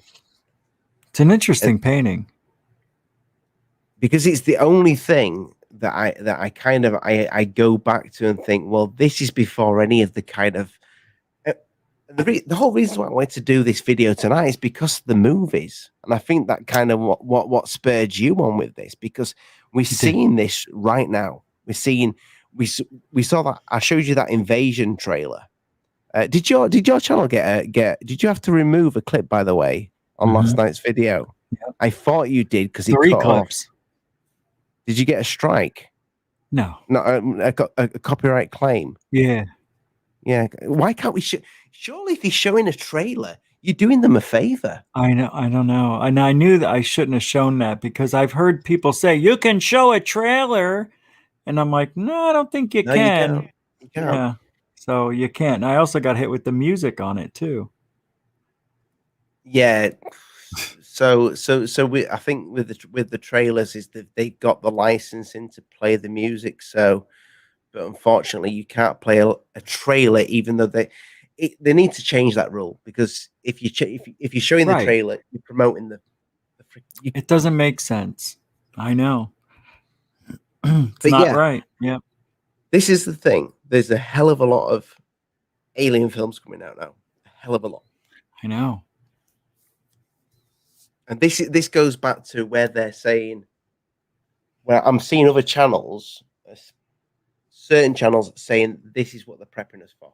Yeah. This is the false flag that they are prepping the people who are not us, the people who are not into ufology, the people who do not really give a shit about ufology. But when you see this stuff constantly, then and it happens, you're like, holy shit, you know, because they make these films, they make these stories very believable. But then there's the other aspect of it. Is this just kind of Hollywood or whoever's do Apple, that show that showed you that invasion? That's Apple's new one that comes out in October. Looks really good. But But is this not just maybe them seeing the opportunity with what's going on right now and just, putting that out there? Well, Hollywood is in bed, with mainstream media and all, Yep. and government and all that stuff. What happened in 1997? The Phoenix Lights. That was in March. What came out July 4th, 1997? Independence Day. Yes. Interesting. I love And what that else film. came out that year? Apollo 13. Travis Walton, Fire in the Sky. Oh, I think did that it? came out the same year.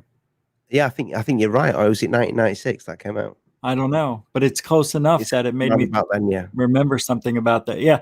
And I think that's weird because life and art imitate each other, and I think they're trying to push that narrative that there could be an alien invasion on the way. It's really strange, the scripts that are being approved right now. And it's not just about alien invasion. There's also, last people on Earth again, and an apocalypse, a bunch of other things that have to do with end of days. It's Well, popular right now. if you go back to the first War of the Worlds story that was told over the radio, people actually thought that was real. Yeah.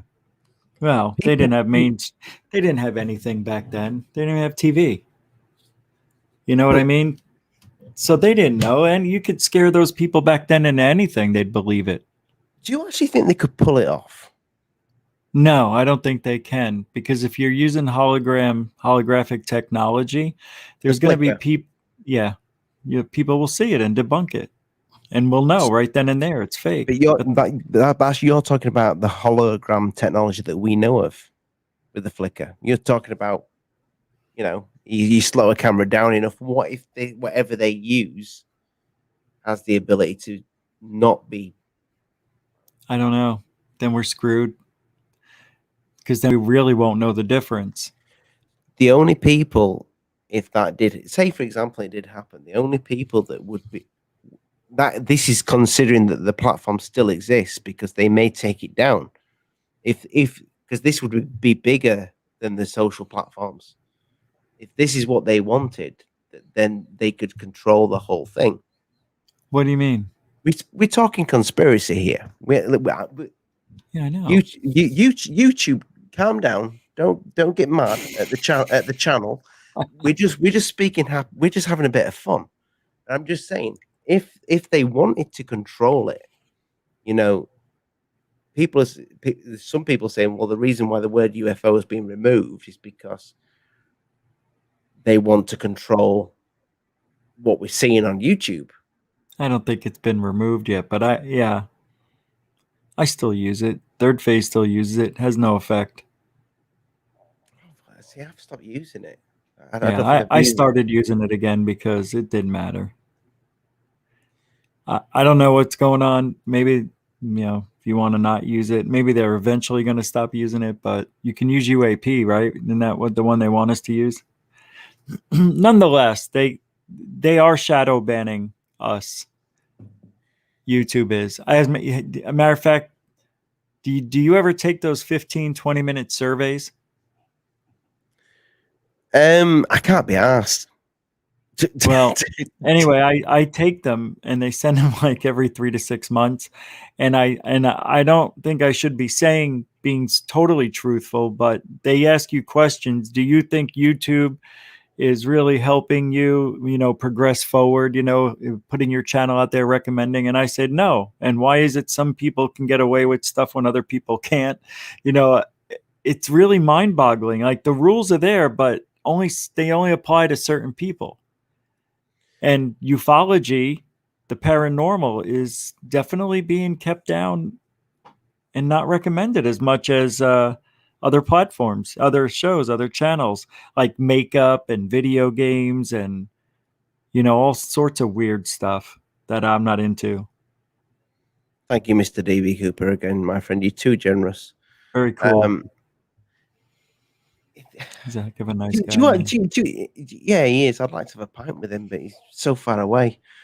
Do you believe that this could happen? Do you actually see this happening? Is there any percentage of rich that sees this false flag ever happening, or do you I just really think don't. do you just think it's conspiracy? Yeah, I really don't see it happening. I really don't. Not because of the flicker. It's just, it would have to be done in such a way that you can't have the same mistakes you did with 9/11. Sorry, I said the 3 words, or 911. There's a lot of flaws in that. They can't have those flaws this time. And Do you not think though, because the way you've just said that, you've said it as if almost that's what you believe they want to do. yeah, I believe they'd like to. Maybe they will in the future, but I just don't see it as a logical thing to do. I What's the understand benefit? it. Well, the benefit is that all of us would okay, here's what I think what would happen. It would be such a tragedy that if these UFOs attacked Russia, China, and the United States, that we would want to get their technology and all their secrets and combine them with our secrets just so we can get their secrets. I mean, we desperately want to know what's going on. I think we probably do with spies and everything. I don't know. But the way it sounds like they're saying they don't think it's China or Russia, Russia, and they say it's definitely not us. So it must be aliens, and maybe they want to unite us all, and we get to know what their technology, everything they have, and we share all of our technology, and we become one new world order. I don't buy that, but I don't know if that makes any sense. See, I think they need to reset the economy. I think they need to The Great reset this. Reset. Yeah, because I hear that a okay, lot. to make a movie now, it's $500 million to make a movie. Maybe it's going to be $1 billion in 3 years to make a movie. What used to cost $10 million, $1 million. Really? Oh my God, it didn't cost them anything to make Jaws back then. I know the technology, but they were using like, A like dead shark they were with a using puppets and stuff like that. I can't remember what the name is, but anyway, it's out of animatronics. control. Yeah. And you look at And the film's Flatliners, by the way. yeah, that's the name of it.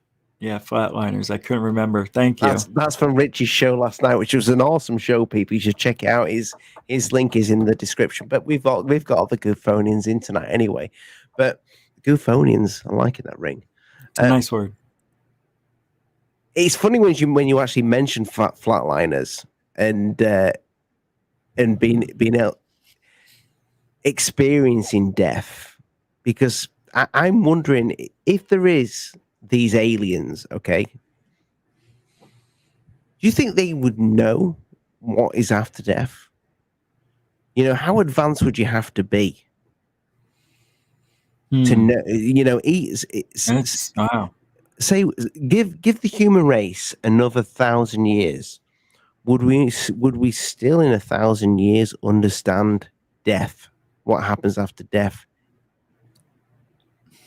Probably not, unless we can tap into the brain and forward the information to a monitor and see it, or connect it to our brain and transfer the memory of someone dying and seeing what they see. But the brain wouldn't be anything to do with it, would it? If there's something after death, that would be the soul. Well, I know, but you would want to use the brain waves to see, what you can see, if anything at all. But if the soul is what I think it is, and it's just a ball of energy that is in our heart, somehow the heart is what it is for some reason, and there's this essence, or the all spark, as if you want to talk about Transformers. I don't know, man. I think I don't know. Like when you look at a salamander, you can see its heart beating. You know what I mean? When it's not even born yet. Yeah. You can see that in frogs. It's really weird. And they're already thinking, and, babies too. They're dreaming before they're born. How can they be dreaming? How could they have brain activity when they haven't even lived yet? Well, because they hear things through the stomach. They feel the emotions from the mother. They get the adrenaline from the mother. They get all depression.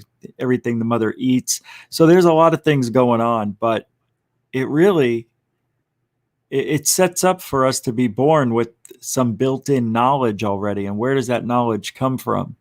And our instincts and to know certain things, without even learning it. It's weird.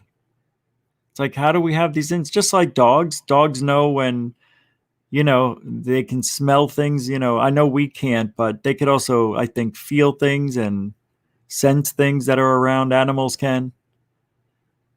I don't know, man. I don't know what I'm saying, but No, we don't know what we're saying. This is I mean, this show that's up tonight. It is a nonsense show. Yeah. You know what I mean? Yeah. And I mean that in the nicest possible way, because what we're talking about here is something that nobody on the planet has any idea about. And if somebody does know this, then they're the people that will bring. They're the people with the agenda. If they know it, they're the people that push it one way or the other. How did they come to know it? But if these beings are thousands and thousands of years ahead of us, that maybe put us on this earth, or maybe we are in a simulation. What is this being, and is this being the picture of this being my logo? Is that what it looks like? Do you believe that creature there, as in the gray, is exactly what these things are? Because I'll tell you something about this creature, and the drawing that I did for this logo of mine. When it came to my head to do this this logo for the channel, I couldn't make it look cute. No matter what I did, I couldn't make this creature look cute. I didn't. My pen. I did it with this little Apple pencil, and it. You're welcome, Apple. Pay me later. And this creature, I couldn't make this thing look nice. I couldn't make it look like the Paul. Is it Paul? That little alien, Paul with the round eyes. Yeah. ET or anything like that. This thing looks sinister, is what I'm going to call it. It looks, and I think I don't know if these things are nice. I'm going to put it out there. I really don't. And then when we're talking about the threat, that's not me backing the threat up when it comes to these UFOs, because I actually think that this creature doesn't drive those things. I think they're two completely separate things. I don't think that's anything to do with the Tic Tac whatsoever. I'm going to put that out there. I really don't. The Tic Tac UFOs, the stuff that we're seeing in GUFON, all that stuff, I do not think that the grey alien is piloting them at all. I have no idea but the grey alien is what everybody reports is taking children talking about them as well. I don't know if I trust it. I think they are suits. I don't think they look like that. I think it's just like the movie Communion or Travis Walton, Fire in the Sky. He saw the alien suits floating around when he woke up and started trying to get away. And he saw the suits that were just hanging on with the alien face and everything. I don't know, man. I don't see how they wouldn't have a suit on. How could they be acclimated to our planet if their eyes are that big and they're short and grayish, like, weird color, weird skin? I don't know. I just think they're wearing a spacesuit, and I think they're scarier than anything we could ever imagine. I think they look like ants or lizards. I'm going to be honest about that. I think they do. But then you have to think, well, their hands would have to be able to used all of that stuff that we see, all that tech, but we don't really know what their tech is, do we? We only heard what Bob Lazar said. It was made out of a Jello mold. It was all constructed out of one thing, which is weird. And it was all supposedly, according to Betty and Barney Hill, Betty, that it was all done in the mind, like they controlled it with the mind, which is bizarre. And that's something that we're just now tapping into, that we could, people who can't use a typewriter because their hands don't work or don't have hands, they can just look or think about it and it appears. It's unbelievable. So imagine 10,000 years in the future, or 10,000 years older, I mean, and where we're going to be. I think it's going to be scary. Not artificial intelligence, artificial consciousness. That's the ticket. So when people, yeah, sorry, go. I would say that's when people call these things demons or whatever, I honestly don't imagine demons or angels kind of having that physical aspect with a body that has eye sockets, that has an actual brain inside there, that has a liver, that has lungs, that can breathe. When you see an angel, you see people that have drawn pictures of human beings. Your volume went away. Can you hear me now? Oh yeah, my God, yeah. It's just every time you back up, it goes completely away. It's this new pro mic. It's pro my ass. It's not pro at all. It's no my other Yeti was loads better than it, and this is meant to be the best. Yeah, it's just too much technology for me. But when you look at these creatures, when you look at pictures of angels, there's something that's very human about them. Mm-hmm. Okay, when you look at any alien creature, it's a physical being. It is a creature that has arms, legs. When you open it up, it has a heart, it has lungs, it has brain. It's in a different place, maybe, I don't know, in its ass. But when you look at angels, same thing. They've got legs, they've got arms, they've got eyes. You open one of them up, they've probably got insides. Yeah. Only what you see on the picture. I can't imagine a godly being, only because I'm not religious and I have no idea about anything to do this, but when you think about the soul, you don't. Why would, if we do have souls, and these souls can move on to a different place, right? Why would the creatures, whether the fallen angels, the demons, or whatever they are, have arms, legs, and organs and stuff like that? Why would they? What should they have? Nothing. They should be just energy, surely. Or maybe gods have. Maybe gods have lungs. Maybe they need lungs. Why would they? You know what I'm saying? It's kind of like we're a machine. We've got the bits to run this meat sack. Yeah. And when you see an alien grey, it's just a weird version of us. It's a different color. It's got less features that we think. Maybe they think we're featureless. Yeah. But at the end of the day, it's still got bits inside it.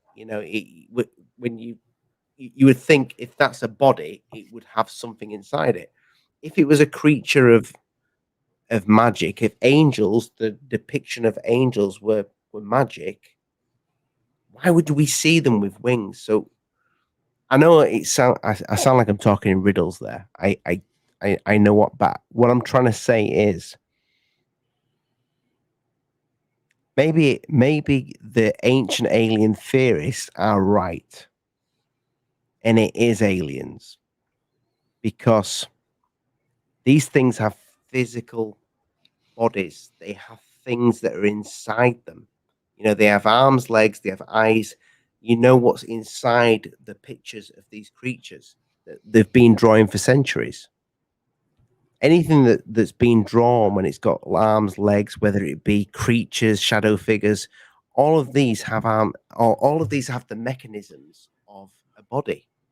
I'm a little confused. I don't remember seeing any pictures of aliens with their intestines or heart or anything like that. No, what I'm saying to you is these things have limbs. They have a Yeah. We are drawing pictures. Okay. To go back to our friend What? here, Mr. Crowley. Oh, yeah. He's drawing hear you. He's drawing a creature that's got eyes. It's got a Yeah. nose. It's got a mouth. People say loads of people saying that this thing that he's drawn is a demon. And But I can't imagine a demon having. I can't see it having a physical appearance I'll that tell you. underneath that has a brain, that has eye sockets. Sorry, go on. You'll tell me. No, I'm just thinking on a way to express it. I think when they show themselves to us, either one of two things happens. Either we're not seeing what they really look like because they're projecting in our brain what they want us to see them as, or they're wearing something that covers their real being so they can be on this planet and breathe and move and whatever. And the reason they have wings is because they floated down, and to them that was magical, and they couldn't figure out any other way to draw it because they didn't understand technology. So they gave them wings, and they fell out of the sky, and the fallen angels, whatever. That's why they had no other, unless they had wings. And they were creatures like that. But I don't think it's that. I think they were just drawing what they thought they would look like because they couldn't figure out what the technology was. They didn't know how to draw an engine or a disc. They don't know what that is. So, but like Ezekiel, the wheel inside the wheel and all that stuff, the fire and all that. I'm sure he didn't come down in a contraption like that. I'm sure he came down in some sort of craft that created flames and probably had spinning things on it, but they drew it the best with what they had. I don't know, man. We don't know, but maybe we do. And those pictures are literal. And that's exactly what they looked like. The reason why I'm babbling with this kind of conversation here is because I can't get the words out for it. I honestly am. I'm overwhelmed with it, Rich. I'm overwhelmed with it all. But when you've got Lou recently saying that mention the word demons, but then there's people saying that this guy's just pushing he's going to push this thing, and he's going to push it in a certain direction. He's paid to do this. But why would he say the word demons? I don't know. That's true. When did he say it other than on unidentified? He said it again? Yes, he said it on a few shows. He said it on a couple of shows. I know. I just can't remember. I can't remember the last one he said. I watched it the other day, and he said demons. Man, that's interesting. It's almost... Why does somebody who's worked for ADDICT... I know you've got your... Well, he might have. Why would he say demons? I don't know. Why bring it? You don't. You just wouldn't bring that into the subject. If you want to like talk about this subject in a scientific way, why would you bring something into this that is very much in the scientific world considered fantasy? I'd have to hear the context of that conversation to understand why the word demon was used. I can't remember. He's been in that many. He's been in that many interviews.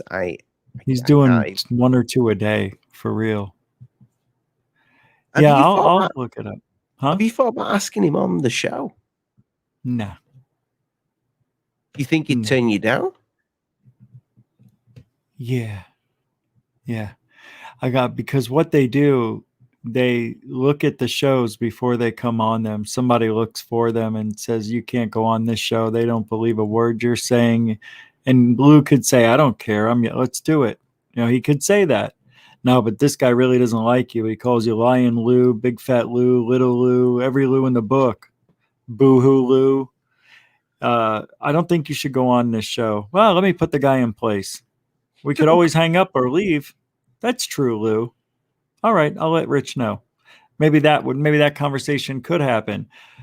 The reason he won't talk to Greer is because I think Greer knows things about him that he doesn't want to confront, even though Greer is going to say it anyway when he talks to Third Phase. And that's going to be in about a week or so, I think. Greer's going to be on Third Phase of Moon without the guys coming on, and Sheehan and all that, even though Sheehan did answer questions for Third Phase. Greer needs to say more than he's a disinfo agent. He needs to say a bit Yeah. more than that. Oh yeah, there's some things that he's gonna say that are Do really you know anything? Nope, I don't. And if Third Phase knew, I don't know if they would tell me. I usually get information before everybody else, but this might be one of those times where I don't even want to know. Because I'd like to be shocked too and find out for the first time. No, I have an idea, but I don't know any specifics. If I did, I'd say, yeah, I know what's going to happen. I just can't tell you. I would say that, but I really don't know. I didn't ask, to be honest with you, but usually they would say, I don't think that's going to happen, though. I don't think they know. Actually, they haven't talked to Greer for almost since he was on the show until just last night, or got messaged him. So they haven't spoken with him since. So I don't know what's going to be said when Greer goes on, but it's me. I think Greer has stuff because he said it. Lou has actually said to Sheehan, admitted to Sheehan that the UFOs aren't a threat. And then he goes on TV talking about how they're a threat, even though he knows they're not, because it's all about getting that funding that they want to investigate and whatever. Can never have enough money. Am I right by saying, I could be wrong with this, and I probably am, but is Sheehan not Stephen's lawyer and Lou's? I think he is. Is that not a conflict of interest? No, because it's for two different things. Lou hired Sheehan to help him with the Pentagon going after him. Not and I don't know why he's helping Greer, but it has nothing to do with that. It's only a conflict of interest if they're talking about, their personal stuff on a forum. But I could see why it could be a conflict of interest. But the reality is, Lou and Greer want the same thing. It's just they're doing it different ways. I just find it odd that they've got the same lawyer. I know, I do too. Don't you think that's weird? Well, yeah, I just said it's odd. Yeah, I mean, in a weird, like really strange, like Sheehan is talking about a lot of weird stuff that you don't think anybody would know. But the lawyers do get privy information because they need that information to know how to, do their case. So he may know a lot of stuff that he can't talk about, more than we'll ever know. I don't think we'll ever know anything, Rich.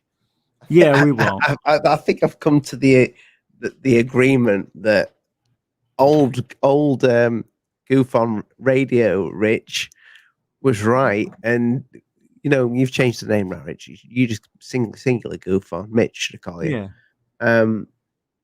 When you said we'll never get disclosure, I don't think in my lifetime we'll ever get a full disclosure. I really don't know. And our lifetime is forever, because that's all it is for me. Not in my lifetime, not ever. Because after I'm dead, what do I care? I'm not coming back. Or am I? I would like to see you get Jesus on the channel. I know, that'd be fun. That'd be a good conversation. That's for damn sure. I think he may be scared that you might be rude to him, but I don't think you will be. I I'm think never rude to my guests. you're rude to me sometimes, I know. but that's just, when you're on my show, Yeah. not when I'm on yours. I've only been on yours once. You never invite me. Nope. I'm not normally asleep though by that sort of time. But yeah, if you got him on, if you get Jesus on the show, what would you ask him? What's the biggest question you want to ask that man? The biggest question I want to know is, where did you come from? Well, you showed his first video the other day. I think that was his first one. Yeah, my God. He used the greatest music in the background of that video. I don't That's think a he's funny I video. do not think he's a paid shill. Going by that video. He's definitely not a paid shill. He is that guy. He is, what you see.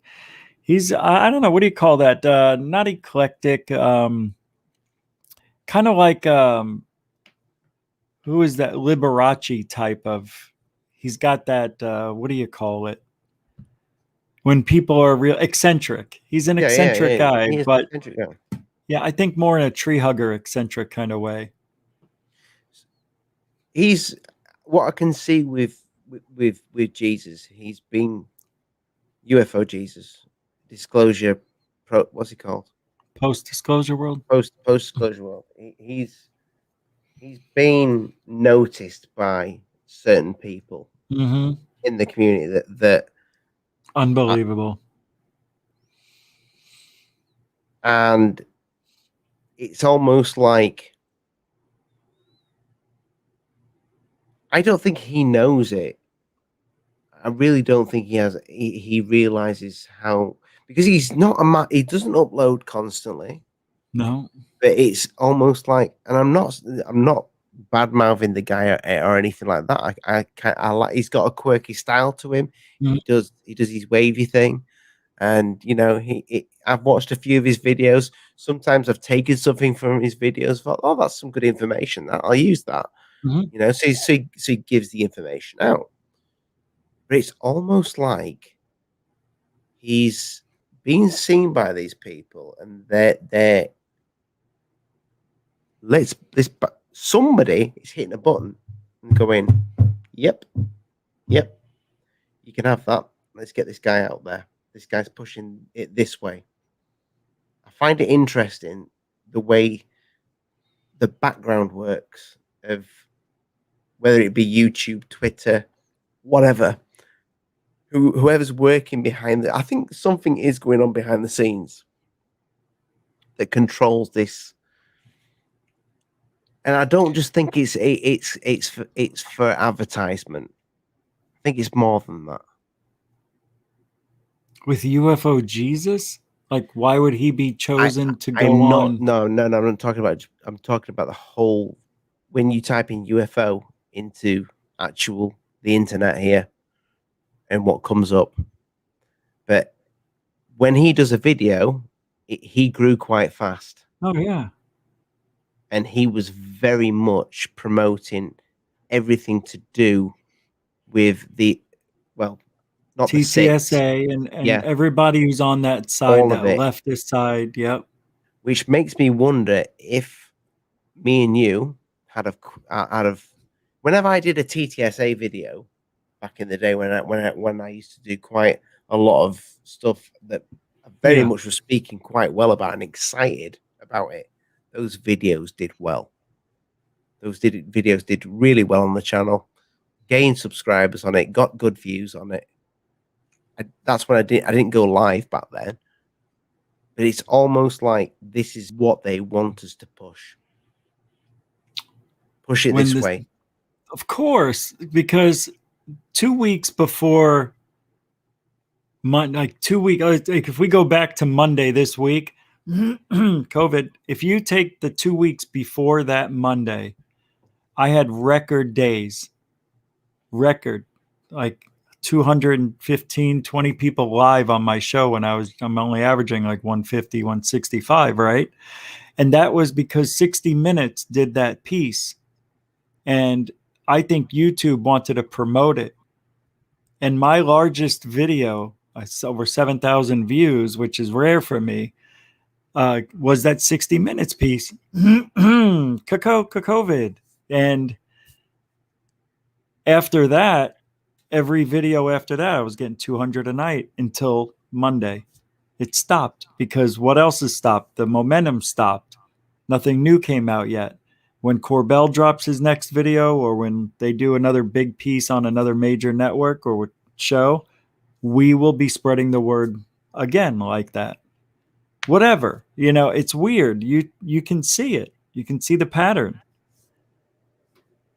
It's like they were recommending my show for the first time in a year, it seemed like. Do you think you could get UFO Jesus coming around to your thinking? Do you think he's well and truly? I think he's already. I think he's already thinking that Lou, even though they believe it's a threat, because I believe it's a threat. You want to know why? Because if I think like the military, then UFOs are a threat. Yeah, because at the end of the day, it's in your airspace, and if you're on a carrier on the what's it called? The aircraft carrier? No, the monitoring it on the screen. The radar? Yeah, the radar. Thank you. Such technical stuff these days, Rich. I know, right? Or you're in the sky and you're David Flavor. Airplane.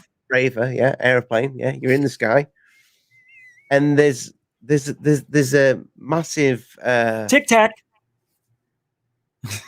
Apple mouse flying next. Oh yeah, it is an Apple mouse. Apple mouse flying next to you. That thing's a threat. You don't know what that is. So I get that thing. Big time threat. Thank you, VPXM. Thanks for thank you for slowing down your thoughts. Jesus Christ, my dyslexia is really bad. I need to go see a doctor for that. Just read it backwards. I'll try that next time, Rich. It does work. But yeah, I really thank you, mate. I really appreciate that. I think we need to slow his thoughts down. I think everybody needs to UFO Jesus, if you're watching this, slow your thoughts down. Because he speaks too fast for me sometimes. He goes straight over my head. And also, weaponize your curiosity. I hate that. You're jealous. You are jealous that you didn't think of that first. Am I? I think it's great. It makes no sense to me, but you get a weapon, you get your curiosity, you've shoved that weapon in your curiosity. Maybe I am jealous of Corbell after all. You are. You are. I'm glad you've come out about that, Rich. Glad you have. It's good. It's good to admit things. I'm expanding my horizons. I am now seeing like crazy eyes, Corbell. Corbell, if you are watching this is what makes us suspicious. You emailed me. You asked for my WhatsApp number. You then, said that what I'm talking about, Bob Lazar, is really interesting. I'm a very entertaining channel. However, there's a lot that you don't know what's going on. You never got back to me. What's going on, Corbell? These people, Rich, this is what makes me not trust it. Dude, he broke a promise to me live on air. If you remove the audio, Rich, I'll come on your show and we could talk about anything. I promise you.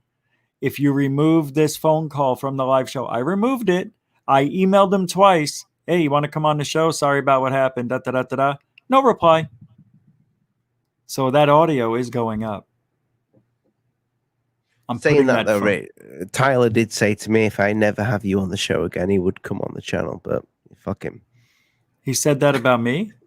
No, I'm joking. He did say, because I did ask him to come on and join in the fun, and his exact words were, "You got that guy on, Rich. He makes fun of my voice." Did he really? I'll screenshot it for you and send you. I it. believe Yeah, you. He did. Good. But it's nice that these people watch you, because you can almost imagine and go, what a dick, and then they'll just you might say something about them, Right. and then they'll just feel like, yep, he's got that right. That's exactly me. It's weird because It's just hit the wrong button. What a bell end. It's left me on my own. But no, it is weird. I'll finish that for him. There he is. He's back. He's back. Thank God for that. That was on my own. that was weird, huh? No, it wasn't. I heard you went like that on the key and hit exit. How? The only thing I would have hit was F5, F4, or F6. Well, one of those. All right. Okay. If they are listening, you know why they're listening. Love you, Rich. Different Richard. Oh, Look at that body. Look at that man's body. Can you see that man's body? yeah, I see his tits. Okay, I used to have tits when I was that age too. Now I've got saggy tits. Used to be a bodybuilder. I forgot about I that. know, I'm a shell of myself. Hey, whatever you do, Rich, don't do it. You know what I mean. It looks like he's already done it. Good for him. And I'm going to do it again very soon. I can't wait. He's a good mate of mine. That's awesome, man. He has got a beautiful body. He does. It's a lot of hard work to get to look like that. People think you can just, go to the gym and take vitamins, and no freaking way. To get like that, that's minimum 5,000, 10,000 calories a day to get that big bulk, and then to cut down. That's even harder. For me, it was easy though. It was easy for me to cut down. Bulking up was hard. Yeah, I've seen you on the TV on some of the documentaries when you were a bigger man, and you're massive, like in a good way though. You like, huge. I was always around 225, 235. Yeah, but you're 50 now, Rich. At some point in your life, I'm 40 now, and I can remember when I hit 30, I used to work out a lot, and when after 30 years old, it got harder and harder and harder. I've recently gone back to the gym again, and it's impossible. It's after the lockdowns in the UK, I've just gone back, trying to get back into it, and it's tiring. It's almost like what? Torture. It's almost like torture. It is, but I love it. I started doing the insanity workout again. It's like what boxers would use to get into shape. It's very, very, very hard, but you don't have to push yourself till you're dead, but you push yourself to failure. No weights, nothing. And I've already seen results after 2 weeks of using this thing. I'm like totally different person. You've definitely lost weight. No, not lost weight. I lost weight. No, you look like it. It could be the camera. But they say the camera puts on pounds. How many cameras are on me? I don't know. I haven't lost any weight for a while, but I think it's the beard. I got it. Once I shave this off, I'll look different. Osvaldo Franco says, "Yo." Yeah, so post-disclosure world, UFO Jesus. Have you actually sent him an invite? No. To come. You need to do that. We need to see. I don't think he'll come on. I think he will. I think if you dare him to, he will. That'd be What's the worst that could happen? You need to tweet the guy. I don't like rejection, to be honest with you. Well, neither do I. That's why I got married. because of all the others that rejected me. Oh, okay. But when you get married, it's worse. Well, yeah, it is. But that's why I do. That's why I do YouTube, because I stay up and do YouTube so I don't get rejected when I go into the bedroom. But not only is it right, I understand it. But not only can you now get rejected in your own home, you can't go outside of the home without breaking, that bond. And If she hears so me out, I'm getting. I'm sleeping on the couch tonight. If she heard that, she I love. she If hears you everything. if you're watching the show, Twitter, I love you very much. He does. He talks that- about you to that- me all that the is time. that is a joke. That is a joke. But yeah, I want to see UFO Jesus on the show. I want to see that healthy healthy confrontation. It would be interesting. And then I'll call Richie from Boston to come on. Remember, I used to talk about that guy all the time. Is that guy still doing YouTube? Or has he been kicked off? I've not seen a video. He did get kicked off again, and he has his third channel up, but I haven't checked in 4 to 6 months. I'll check right now, as a matter of fact, just for the halibut. Yeah, get him checked out. But yeah, I mean, I know we've gone a bit back and forth and all over the place with this this stream. But it wasn't a prepared stream. Like I said, I just wanted to do a show today, and for some reason I wanted to talk about the aliens and the people. Some people saying that these things are demons, and if you do speak to Ryan from Disclosure World, right? Post Disclosure World. Sorry, I need to put the post in there. I want you to ask him that. I want you to ask him what his actual thoughts are on what these things are, and what does Lou mean by demons? Because he's a guy who kind of he shows himself as being in the know when he's shaking his hands about, Do you think UFO Jesus? Absolutely, absolutely not. He's not in the know. Do I like the guy? I think he's a very sweet man in a dressing gown. I think he's great. I think he's entertaining. I think he's basically a very enthusiastic newsreader when it comes to ufology. And do I get stuff from his channel? Yes, I get knowledge from his channel. He presents himself, and I'd like him to slow down a little bit and calm down a bit. But he's a nice guy. I don't think he's thinking outside the box. I would like to see him being interviewed and actually speak about what he really thinks, because I don't think he's saying what he really thinks. I think he's saying what he thinks he needs to say for his channel. And it's nothing to do with him being a shill, nothing to do with him being paid off. I think he's saying what he thinks he needs to say for his channel, which, if anybody's stuck with me over the years, they know I don't give a monkey's toss about what I say on this channel, because my channel's gone from being a Mars channel to being an idiot channel to being a somebody who's reporting on TTSA channel to being a paranormal channel to being now a live streaming channel that just talks about absolutely anything and will speak to anybody when it comes to the paranormal subject. So I would like to know what makes this guy tick.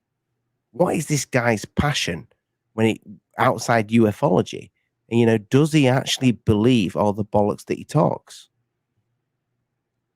in the nicest possible way? What he does is he listens to Dolan and all these guys talking, and then he just repeats what they say and make it his own reaction or answer. And it's very, in my opinion, I don't know if he does it anymore, but he he's I don't know. I never hear him saying anything original. It's like he's always parroting what the other people say. And by the way, Richie from Boston, it says Richie from Boston found dead 3 months Really? ago, and I clicked on the video and it's not there anymore. Oh, is his It's channel even weird. there? His channel's there, but no video for the last 9 months. So I don't know if he really is dead, but Well, I that's a think weird title. I think you need to look into that, Rich, because I know you've had, well, not beef with him, but No, he doesn't even know me. yeah, you've spoke about him a few times, but I think all your viewers will know who that guy is. So I think you need to kind of do a bit of it, and I hope to God nothing's happened to the guy. You know, The last video he put up was 4 months ago on Richie thank you, from Mr. Boston TV. 3. He's been demonetized 2 times, and he's got his 3rd channel here. So he went from 417,000 subscribers and wouldn't listen to YouTube. You know, he just kept saying what he wanted. Now he's only got 44,000. But he hasn't done anything in 4 months. He's probably demonetized again. Or he's dead.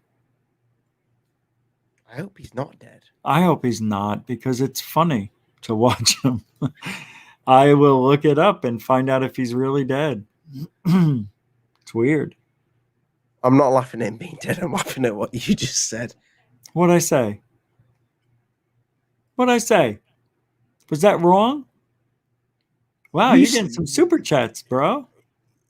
Oh, my friend Ginger Steve, I love the interview. If we come back, oh, please, Rich, read this. Struggling. I love this interview. If we combined your facial hair, we might have enough for Magnum PI. Only joking. Love you both. Good lads. It's a simulation.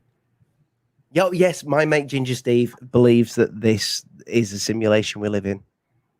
100%. This is a simulation, what we're doing right now. Mr. DB Cooper again, thank you. Well, yeah, this right now, the stream. Yeah. No, but what about life? Because what you were talking about last night on your show, you were saying that this is it almost like it was on the tip of your tongue, Rich, that this is a matrix. Because you can't leave, because there was a lot of stuff I said that led up to that, Ollie. I just can't just say it without explaining it. And it's because I was trying to explain, like, why do we see ghosts? Why do things move? And I think it has to do with these alien beings or these entities that may or may not leave this earth when we die, or can't leave the earth. And then I was thinking, well, if we are put into an embryo as the alien, and then we grow into this human body, we're living in a place that is made for us. And maybe the place that's made for us, it's got a lot of working parts. Like the earth has a magnetic field, right? There's also gravity you have to worry about, and there's ley lines, and then you have certain rocks that give off energy, you know, all different types of rocks. I can't think. You know what I mean? Limestone, and then you got quartz and all that stuff. And when you mix it all together and you have plate tectonics and continents, rocks rubbing up against each other, it's swirling energy around. It's creating these vortexes of energy that just constantly go randomly around the planet. And there's, you know, maybe they do, but they follow ley lines or energetic areas.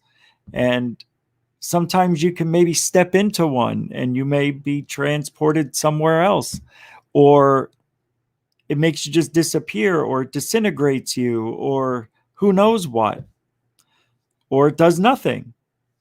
But I think those swirling energies go around certain areas in the same areas. And that's why we see things maybe moving.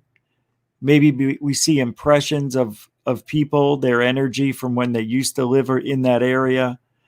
That's what I was kind of saying. It's maybe it's imprinted on this humongous computer or it's a real world mixed in with the simulation. And that's what I really think. I never got to that last night, but I think we live on a real place, a real part of the universe, a living rock, but it's also put in with a matrix reality. So you think that certain parts of this earth that we go into maybe not be even real? No, I think they're real. I just think that it's hard to explain because I was talking about it in such a way that it made sense. Now I'm just jumping into it without leading up to it, so I can't remember how I put it. But I think it has to do with our energy. And when we die, where does your energy go? That's what I was trying to figure out. Now, there may be a reason why when people die, they only hang around in that house. You don't see that person in a train or at Walmart as a ghost because the energy is contained in that area. Maybe it disperses, but maybe it also comes back and disperses or has some sort of flux to it. And it just doesn't leave a certain area in the matrix, maybe. Maybe it's confined to a certain area. I think if there is a matrix, and like Ginger Steve's said here, just a simulation, I think it's either one or the other. I think it's either what's his name, Keanu Reeves, or it's the real deal, you know. Well, Wood. let's not forget, Keanu Reeves was also able to go into the real world and use his matrix powers, which is what I think happens when we die. We're able to use that like a matrix, and we're able to show ourselves, or maybe accidentally show ourselves, or maybe there's an imprint of our energy. And you hear that a lot. Like somebody dies and it's a catastrophe, and that energy just, it's there. It's imprinted. Going back to what you were saying, and I'm not going to, the show's been going for quite a while now, but going back to what you were saying last night in the show when you got quite emotional, and you were talking about when you went up to the ceiling and you felt like your hands went through the ceiling, but something, you were saying that the rest of you kind of looked back and you looked at your wife, you looked at your dog, and you thought, I don't love them. I should, but I don't. I want to go. I want to go there. Yeah. And you was almost speaking. You spoke about that like it was almost heaven. Yeah. Yeah. Are you thinking that maybe whatever you did then, you kind of maybe went to what is considered maybe the real world? Yeah. Exactly. That's exactly what it is. I saw the doorway to reality, to my world where we're supposed to go. Yeah, that's cool. Ginger Steve, too. There's nothing more than a simulation for the AI to be birthed from. Kind of what I said earlier. Those are glitches. Nothing more, nothing less. It ain't the Matrix. You're not real. Right. We're not. This is what Elon has touched on this. Elon has said that it's quite possible that this that we're in right now is a simulation. There's so many scientists talking about this. Why is it so hard to believe? Well, right? I mean, it's been a long time since you played a computer game. I know you played a computer game with my friend a bit back, but games are very realistic now. I know. I And play them. if you put a game in the next 10 years, I think we'll be practically in holodeck territory. Yeah. You know?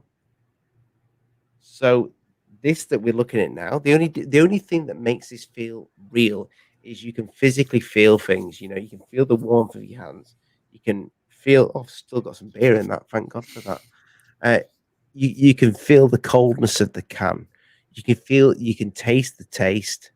You can smell the smell.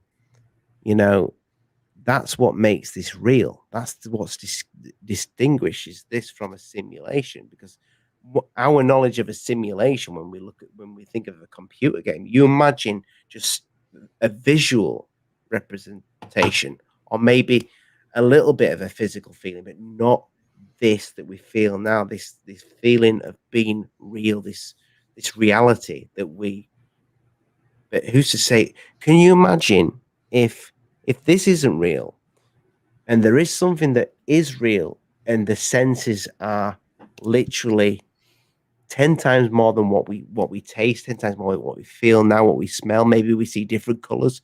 Maybe we don't even see every single color. We don't right now. We don't see crap.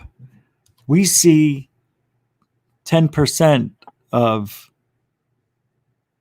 light of the spectrum. We see less than that, probably 2%. Isn't that amazing? They could be standing right next to us and we wouldn't even know it. But look at dogs. I mean, don't they say dogs see in black and white? Sort of. Oh, near enough. They see very little color. Yeah. So what other colors are out? I mean, I know we've gone a little bit out there in this video, but what other colors are out there? I don't know.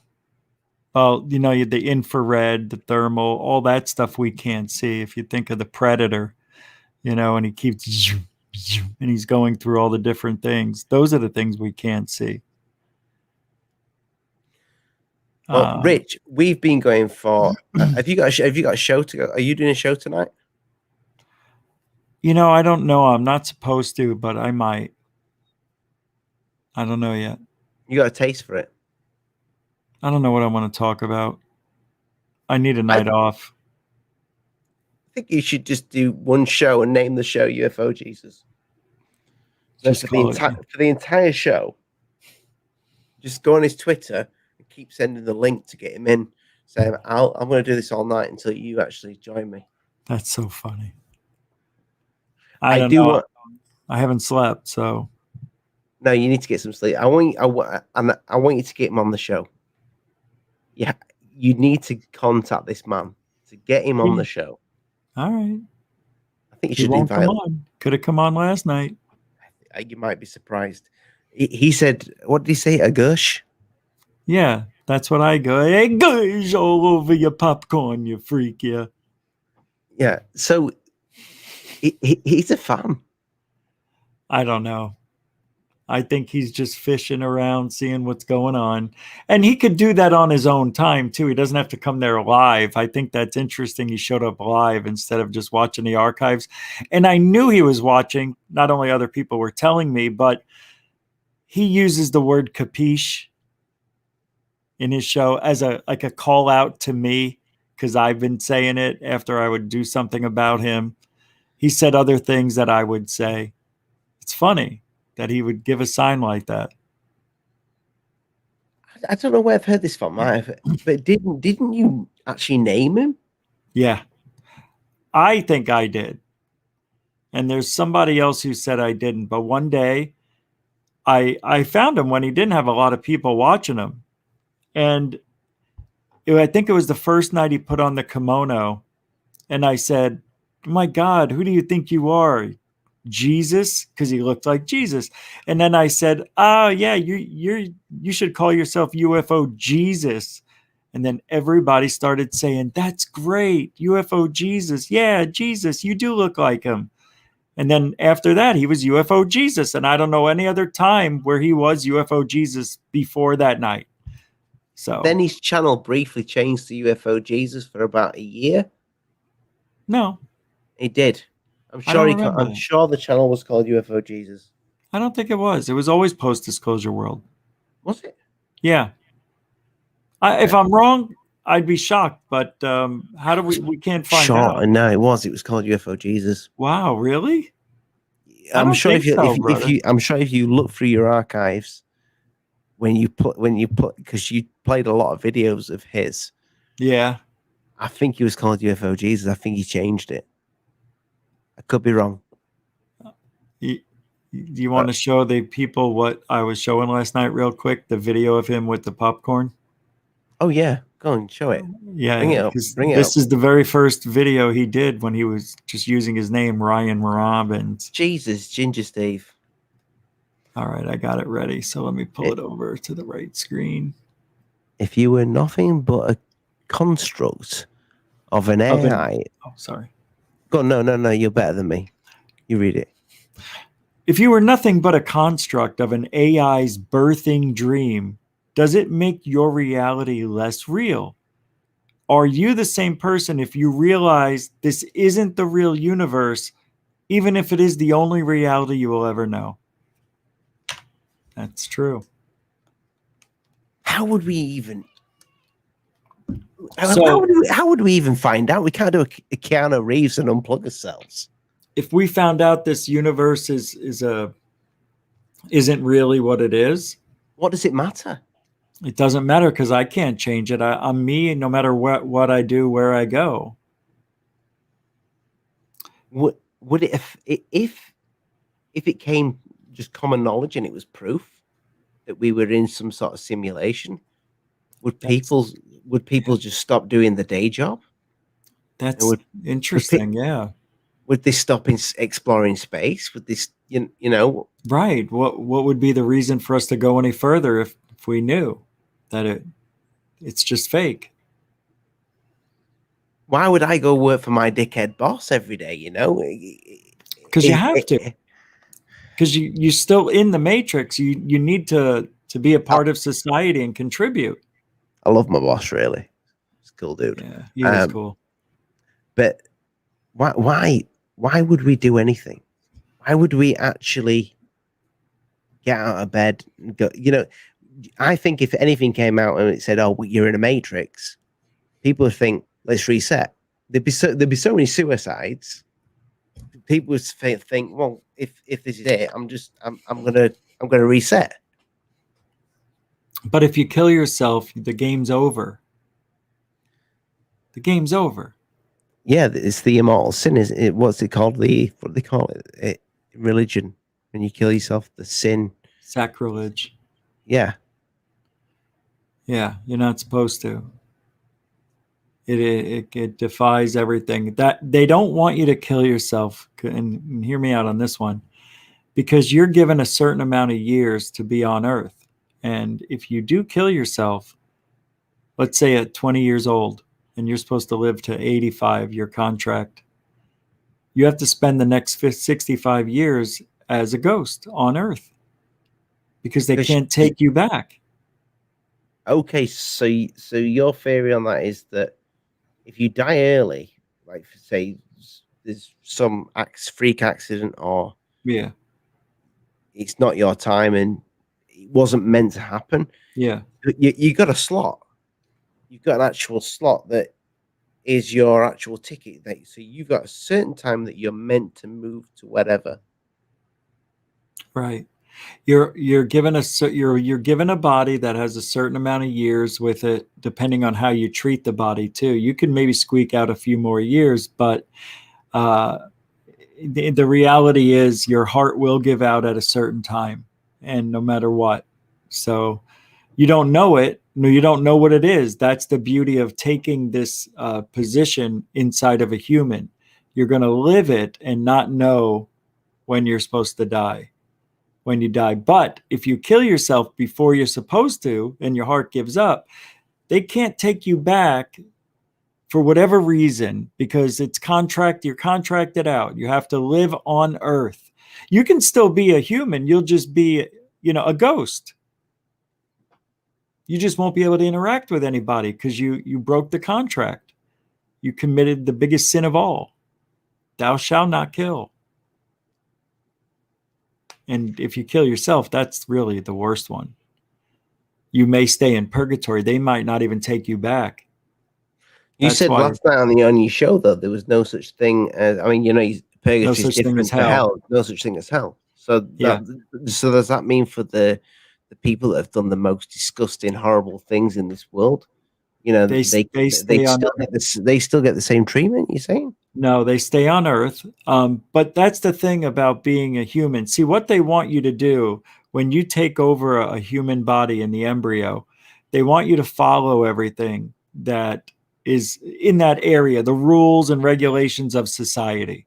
And if you follow society by law, the laws that are put on that wherever you're living, even if it's 10 commandments or whatever, and the law is like, we have to follow a constitution here, but is that the ultimate constitution? Like, if we don't pay our taxes, and all shit like that, like freedom and free speech. I mean, that really doesn't play into it. I'm talking like the 10 commandments and the Bible, the stuff that's really religious that may actually mean something. So if you go and kill somebody, if you have a contract with another human and you're supposed to get married and you cheat on her and you create all this havoc, well, that's very bad. I mean, you have to pay for that. And I think what happens is if you die on earth, even you fulfill your contract in a human body, I think you stay in what's called a purgatory. And if you stay too long, you start to deform and turn into a demon. End of story. Let's watch that UFO Jesus thing. Yeah, I was just going to say maybe the Bible's the basic code. Yeah, it's basic instructions before leaving Earth. Thank you, Mr. DB Cooper. The answer to your question there is baby Jesus better than teenage Jesus? I would say no, because the teenagers only throw up on you when they come out from a night out. The babies throw up on you all the time and shit themselves. UFO Jesus video. Ready? I'll just start it from here. He says, UFO disclosure is here. Is this on Twitter or is it on YouTube? It's YouTube, his YouTube channel.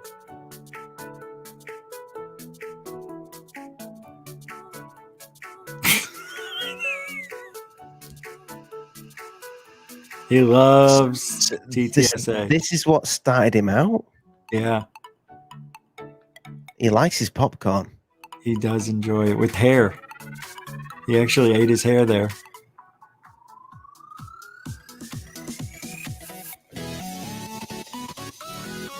That's it. He doesn't talk or anything the whole video, I think. Oh, wait. Watch this part.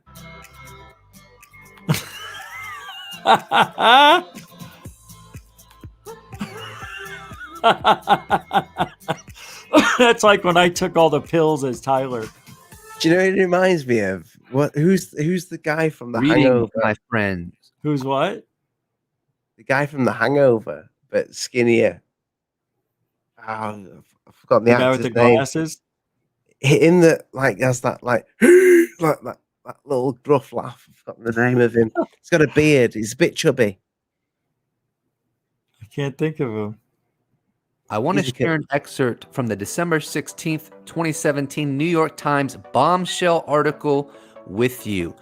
Under Mr. Bigelow's direction, the company modified buildings in Las Vegas for the storage of metal alloys and other materials that Mr. Elizondo and program All right. We can't play any more than that. I don't want to get you in trouble. I cannot believe that's his first video. I don't know if it's his first. It's from December 18th, 2017, though. It probably is, mate. It probably. Yeah, I think it's one of the first. Yeah, I mean, we've all got to start somewhere, though. Oh, I mean, yeah. But you can see that you can see that that's a guy who's really into the subject, though. So that no matter what people might think of him, and I know you've made a bit of fun of him sometimes. I've made a bit of fun of him. His passion's there. You know, maybe this guy, you know, he comes onto a show like yours, or we do maybe we do a threesome with UFO Jesus, you know, and just question the hell out of him. I don't think he's going to stick. I don't think he's going to stick with the same thing he's saying over and over again. He must have his doubts. I want to hear his doubts. I know. But I don't think he'll come on. Thank you, Mr. DB Cooper. Again, yes, that is bringing the show to an end. But Mr. DB Cooper, seriously, man, we really appreciate you. But, you know, Rich, you, if I was in the States I drive past me, and I was on the road trip, and I see Mr. DB Cooper. You know, shake that man's hand for me, because he's a sound All guy. right. And he's Oh, and he's yeah, been in the he's- field for a long time. It's one of the good guys, man. Yeah, he's a cool guy. And if anybody's just joined the live stream right now, Mr. DB Cooper was on briefly for about half an hour, halfway through the show, but this is probably one of the longest shows I've done. But Rich Giordano, GUFON, Mr. GUFON.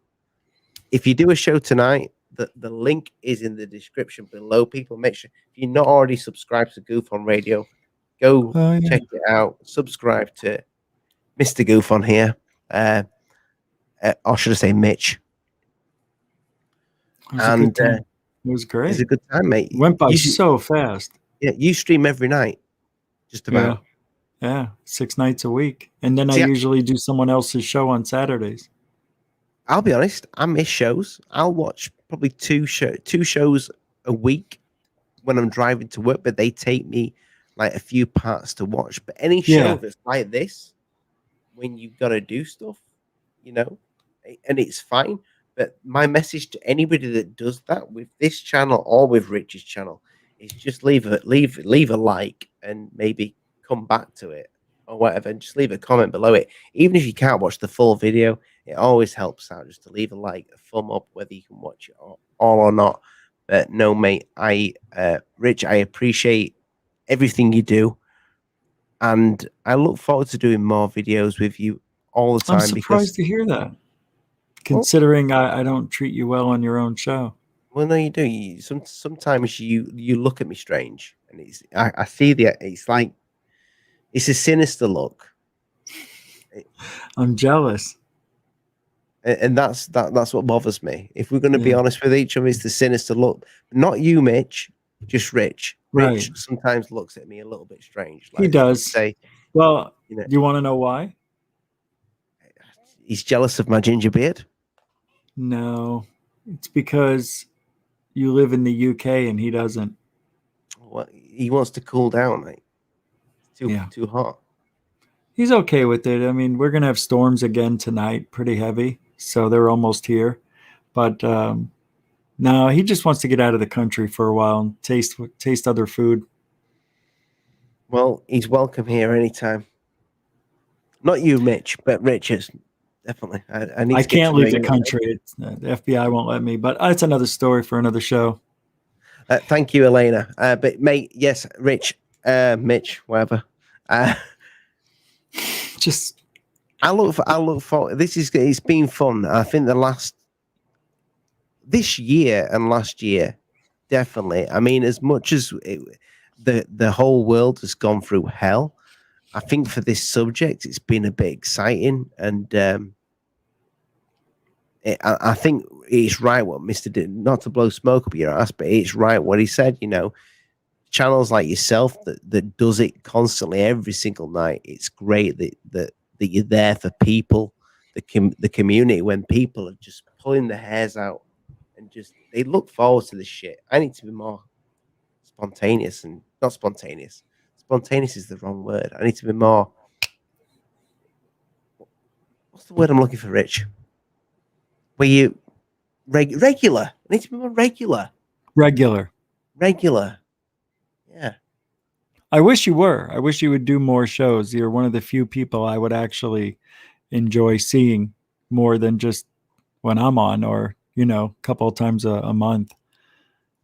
I wish you can do 10 shows a month. That's it.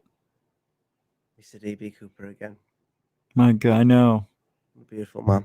He is. He's a really good guy. Guys, it's been beautiful having everybody in the chat. All the community is such a great.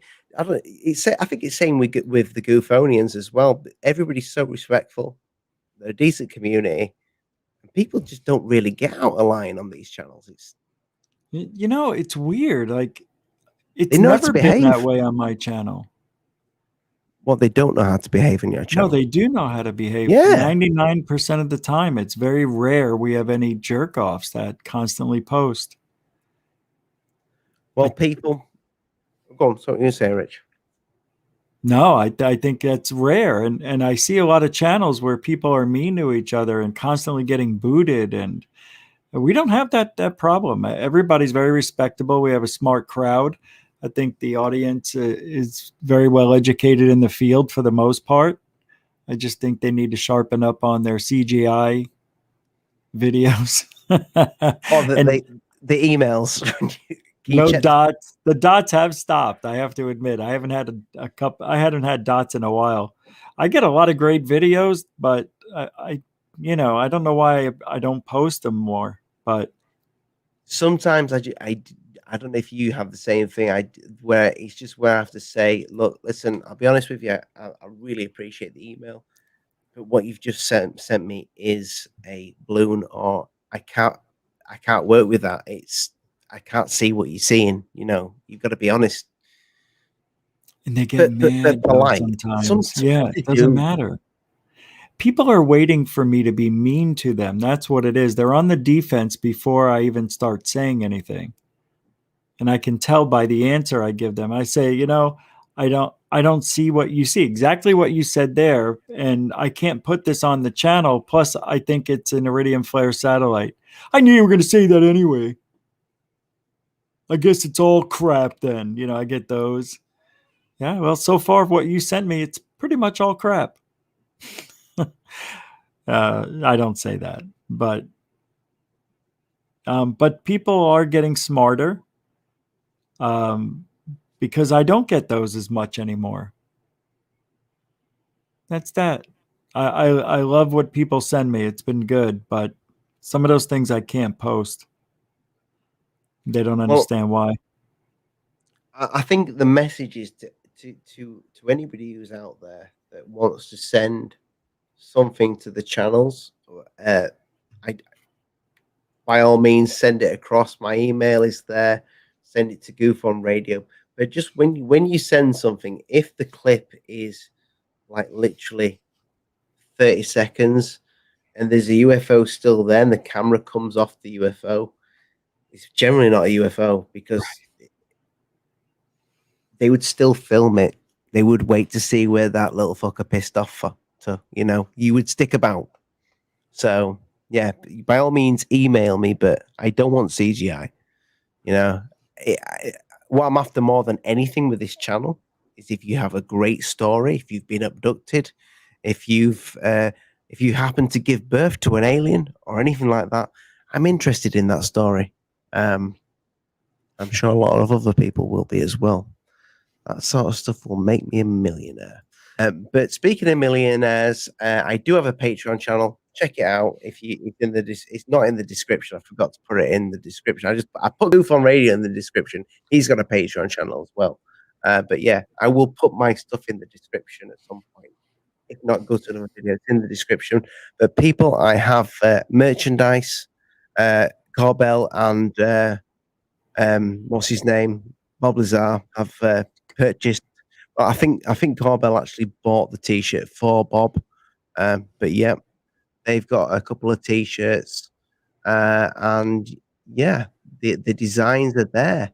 You can have yourself a little alien, a little weird looking thing with red eyes, or an alien that they tried to take that alien from me. Did the T-shirt channel? They did say to me, "This is copyright," and I said, "No, it's not. I drew it myself." And then they actually said, turned around and said, "Fair enough." There you go. There's the design. Beautiful. If you draw it yourself, they can't copyright it, Rich. That's amazing. What if you traced it? I didn't trace it. No, I know, but what if you traced it? You still drew it yourself. No, I think if you well, no, you're probably right there, but I didn't trace it. I drew it with my sponsored by Apple Pencil and your Apple Mouse. Yeah, that's beautiful stuff, man. I really like the designs a lot. There's more to come. Clean, very clean. I see. I don't know about you, Rich. I hate selling my shit, but my wife says, if you want to do it for a living at some point and get the garage, you need to make it work. People keep asking me, when are you coming out with your merchandise? And it's supposed to be in July. So just hang tight, because it'll go through Teespring, the same company that Third Phase I of Moon uses. Good You do quality. too? Yeah, it's Boy, great did quality. they have great quality. I was so impressed with the quality. So I'll be doing that. And Lisa Marie and I think Coral Ann are coming up with designs or trying to. I'm not sure, but either way, the merch will be out in July, sorry, January. Just reading that. Do you Thought know of it. Father If Day? alien- If it was a real, who made Percy Pig, Jammy Dodgers? Do you have Jammy Dodgers in the States? Never heard of it. Oh my god, I'm going to send you some, Rich. You would be all over them. It's a biscuit with like a piece of like sticky jam in the middle, but it's like really, it's almost like a jelly, chewy, sticky jam. It's quite a good biscuit. But yeah, that's great. It sounds good. I'll take that thought of the day, Steve. You know, I'm going to eat some Jammy Dodgers before I go to. No, I ain't got any. Kids might have. I'll nick them. But no, thank you, Rich. I'm going to say good night. God bless to the folks, and I'll speak to you for 5 minutes if you don't mind before you get off to do your stuff. I'll wait. Yep. Well, I'm at work in the morning as well, so bright and early, bright and breezy on a Sunday. I know that's right. It's midnight for you right now, or almost 1 a.m. It's 9 minutes to 1, but Man. I'm a grown boy. I'm a grown boy. All right. Thank you, everybody. Good night. God bless. Mind the bugs don't bite. I'm Alien Addict. This is Rich Giordano from GUFON. No, Mitch Giordano from GUFON Radio. Go check him out. And yeah, I've got no kind of strapline to end it with other than mind the bugs don't bite. But I should maybe think of something along the side, like weaponize your ufology. Good night.